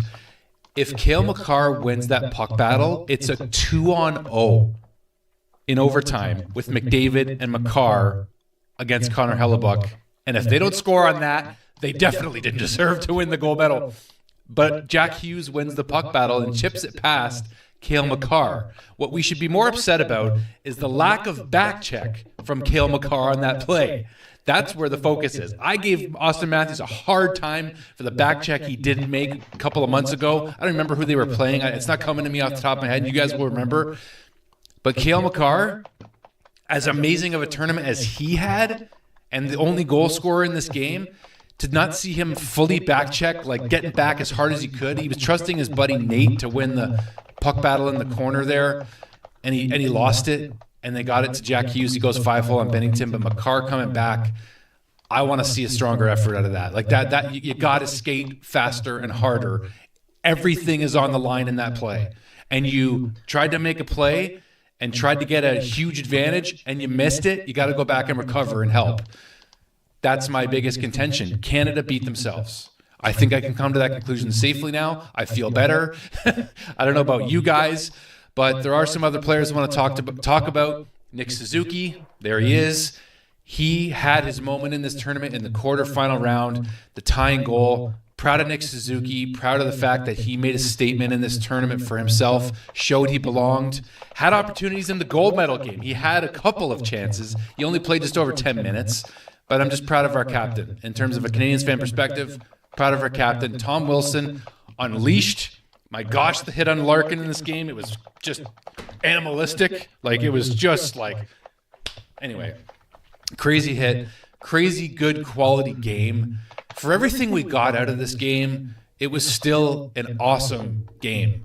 I think that's what we have to try to focus on. We have had the privilege. In my lifetime, I can say specifically, I remember vividly winning gold in 2002 in the U.S. in Salt Lake City when they were doubted. In 2010, the golden goal with Sid. 2014 in Sochi, locking it down against Sweden, beating the U.S. 1-0 in the semis, locking that game down. Like, we've been blessed, Canada. Canada, we've been blessed, we've been privileged to witness some of the greatest hockey ever played, and we've come out on the winning side in 3 out of 4, 4 out of 5 if you look at the 4 nations, 5 out of 6 if you look at the World Cup of Hockey. We've won a lot. So I am very grateful. I'm thankful. I'm blessed. And I hope you feel the same. And I think this was a good talk. I hope it made some sense here. I tried to keep it a one-taker and just have a good chat with you guys about this game because it's a privilege in these moments. I got to talk about it in the news at my new job. And anyway, I love you guys. I bless you. I thank you. I ask you to hit like if you want to continue to watch more on this channel. It's going to be mostly Montreal stuff, but if you want to leave a comment, hit hype, hit like, subscribe, whatever you want to push to support it. It's appreciated. God bless you. God bless Canada. God bless America. Christ, man, break combat. We need to reunite. There we go. As 2 nations. It's not up to the president. It's not up to the prime minister. It's up to us. It's up to the majority who occupy the nation. We have to have somebody in leadership. We're not always going to like them. I can relate. But we do have to respect the fact that we can't control it all the time. And we have to be as good as we can be in the process. Even when we don't like the outcome, the result, we have to still keep our eyes on the prize, be good to each other, and return our nations to God. I'm just going to say it. I'm just going to say it. And that's how I'm going to end it. God bless you. God love you. Thank you guys so much. I love you. I respect you. And I appreciate you. Thank you for watching.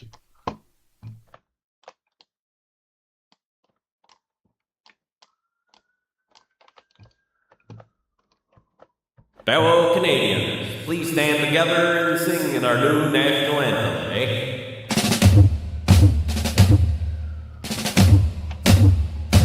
Oh, Canada, you wore the frozen crown, proclaimed you owned the sport, then watched it all melt down. Oh, Canada, for all your hockey lore, when the Eagles soared, your goose was cooked and gold flew south once more. Oh, Canada, your dreams of being great can only now be realized if you become the 51st state.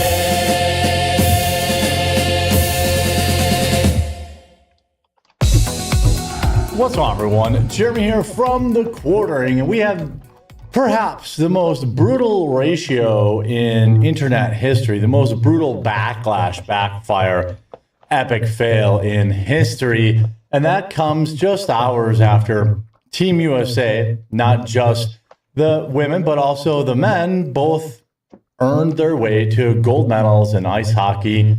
And it was particularly sweet for Americans because Canada has dominated for many, many years.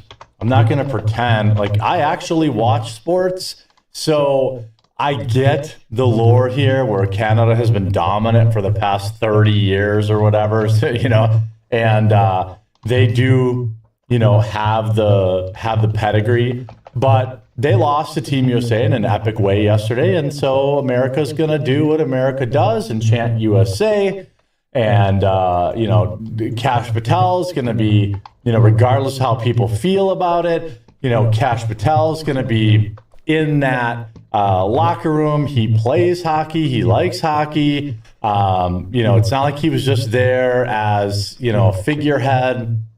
And, people are absolutely melting down about that. How about we just enjoy that Team USA had an epic victory, but not the woke media. They had big problems about it, but America for once wasn't having it. This is basically a lot of people in this country woke up very, very early, and right before church got greeted with this.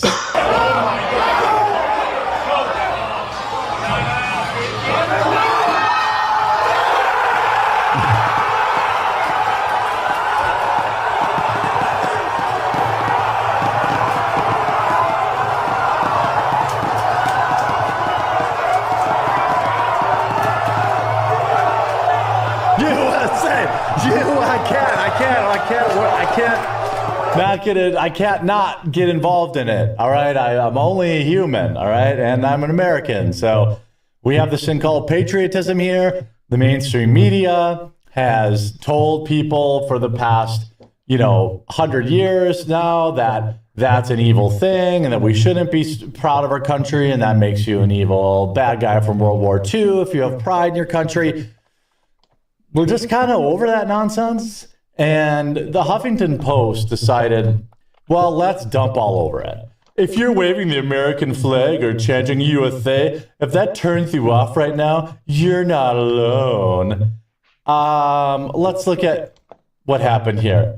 A response from Jimmy's Famous Seafood with a symbol, go yourself.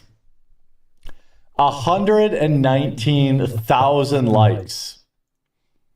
119,000 likes.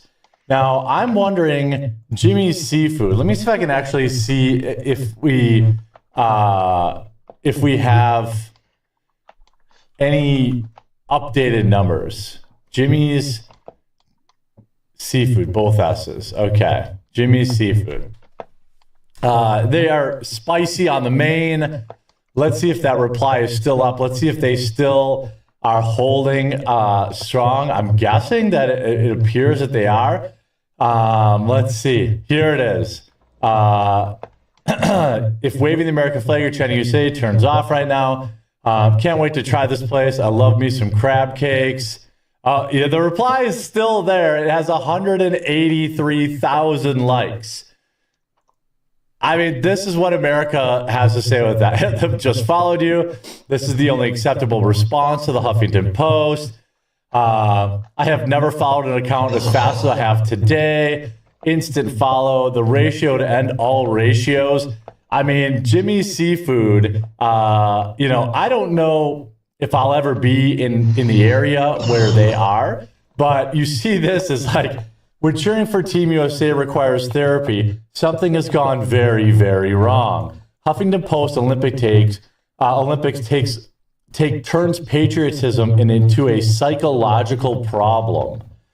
We have a late edition for the dumbest thing written by the media during the 2026 Winter Olympics, and it comes from the Huffington Post. Actually, it's not even a late edition. There's a name for the discomfort you're feeling watching the Olympics right now, the headline reads. Huffington Post originally published the article near the start of the games, but decided it was just so good they had to publish it a second time right before Team USA faced Canada in the gold medal game in men's hockey. Also, shout out to the women who won gold. If waving the American flag or chanting USA turns you off right now, you're not alone. The sub-headline reads. Whoops, I held on to the accent a little too long. Apparently, the Olympics were not complete until someone in the left-wing media decided patriotism required a mental illness diagnosis, which is fascinating because these are the same people who believe that being transgender is, quote, an identity and not a mental illness, and that's besides the point. While President Donald Trump's deportation agenda separates families and federal agents to detain 5-year-olds and take out unarmed civilians, American athletes are winning medals on behalf of the nation at the Olympics right now. The first paragraph reads, framing the deportation of illegal immigrants as separating families immediately alerts the readers that the author has no interest at all in providing reasonable commentary, but is committed to the ideological agenda. In addition, casting Alex Peretti, who appeared to be armed at a protest, and Renee Good, who tried to weaponize her vehicle, as unarmed civilians taken up by feds, is both misleading and wildly irresponsible. But that's not what we're talking about right now. Patriotism equals mental illness. Now, this is something that the mainstream media has really tried to push onto Americans, basically ever since, the probably 2016 election, this idea that loving your country is bad. Now, it's not bad. If you're gay and you love, it's a huge part of your agenda, your identity. Or if you're trans, or if you're black, or we have a whole month for black people. If Canada is really proud of their country and they want to be, patriotic, that's fine. If the UK wants to be patriotic, that's fine. But in America, it's mental illness. The Huffington Post interviewed 3 therapists for this quote story about rooting for the United States at the Olympics. The cognitive dissonance of rooting for U.S. sports while hating the U.S. government is so common that it continues to be one of the main topics I hold a space for in therapy, said Los Angeles-based licensed clinical social worker Amy Monterosa. As we continue to witness national and global atrocities in real time, it can trigger feelings of guilt, despair, shame, and anger. Nah, dude, I was just jacked up for, where is this one guy? He scored the winning goal. I love this country. I think this was, right here. How about this? This is pretty. The emotions of this moment right now. This is all about our country right now. I love the USA. I love my teammates. It's unbelievable. The USA Hockey Brotherhood is so strong. And we have so much support from ex-players. I'm so proud to be American today. Woo! Nothing wrong with that. By the way, if he was German and they had won something and he said he was proud to be German, what would be the problem with that? Absolutely nothing. By the way, this guy got his teeth knocked out and still managed to score the winning goal, if I remember correctly. Again, I am a hockey normie, so yeah, you can see he's got his tooth knocked out, blood on his other teeth, stayed in the game, unlike any one of these NBA players that make 100 times more money than anybody in hockey, who have like a finger injury and then they're out for the season. I think I had a clip for that, which was pretty hilarious. By the way, Donald Trump posted this on his Truth Social. Trudeau, you can't take our country and you can't take our game. But you can see, if you're watching, Donald Trump absolutely dominating the Canadian hockey team. Has some excellent stick work there, laying down a brutal check there, celebrating like an absolute Chad. Here he is with some great stick work. All right, there we go. Nice steal by the president. Yep, nice work. I mean, again, why can't, are we not allowed to? Yeah, nice to get into a fight. He's just pummeling the Canadian guy. I mean, look, it's okay.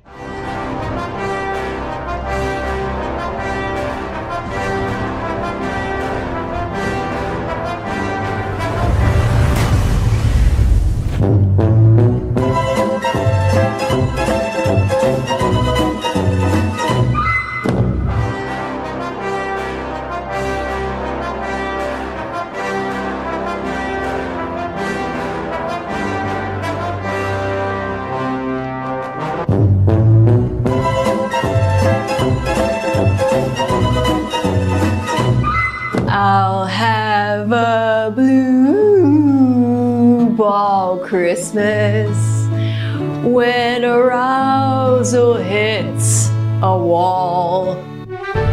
Ergorotic.com. It sucks we got blue ball in season 2, and it sucks like kind of the reasons behind it, which all you can judge is what's out. But when you find out that it was during the writer's strike and they said, okay, you can only have 8 episodes, but they couldn't rewrite anything. It's a shit show, but all you can do is judge what's out for what's out. And it sucks that we had to wait to get the actual season finale until season 3, which is retarded. Yeah. And I mean, is it going to be front loaded? That's the question too, right?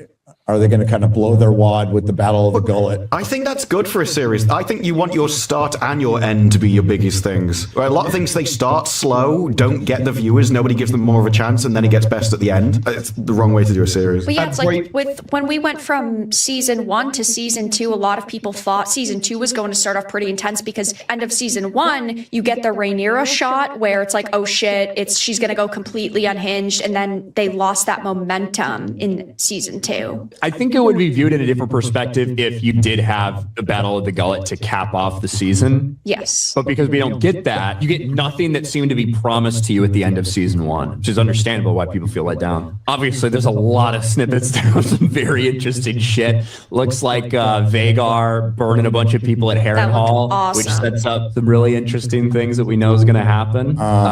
Bro, get to see Caesarion. And Allison's reaction, I'm pretty sure I know what that's from. Probably.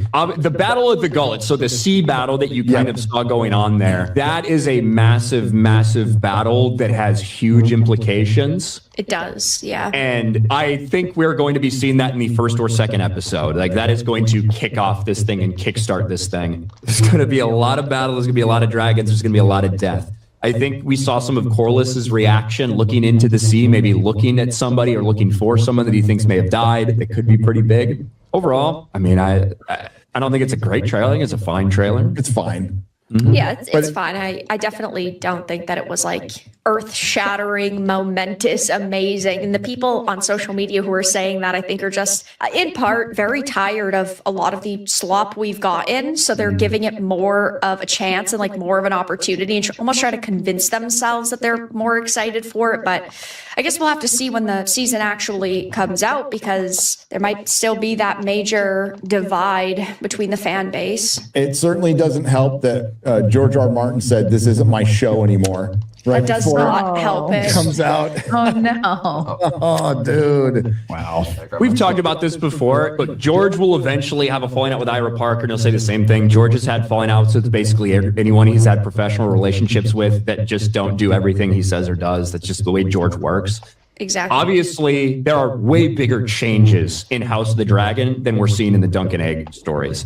At the same time, I think adapting Dunk and Egg is a way easier thing to do than to adapt 25 pages from Fire and Blood. Right, because it's just a very small novella where they can basically fill the episodes with just one-to-one recreations, whereas And they dialogue. definitely can't do that in House of the Dragon because there's so much to adapt. Yeah, there's no real dialogue, and the people who provided dialogue, like leaving Mushroom out, is a fucking huge mistake. It is. And the reason they left him out is because they thought he would be too much like Tyrion. Who gives a shit? He would have provided levity that would have been genuinely funny. And that's the one complaint I'll completely understand and kind of feel the same way as there's no levity unless when Damon's just being a complete fucking asshole, which I love. And if you want to see a bunch of bad people die, there's like, dude, that's Breaking Bad is that show. Like a bunch of hit shows have a bunch of horrible people.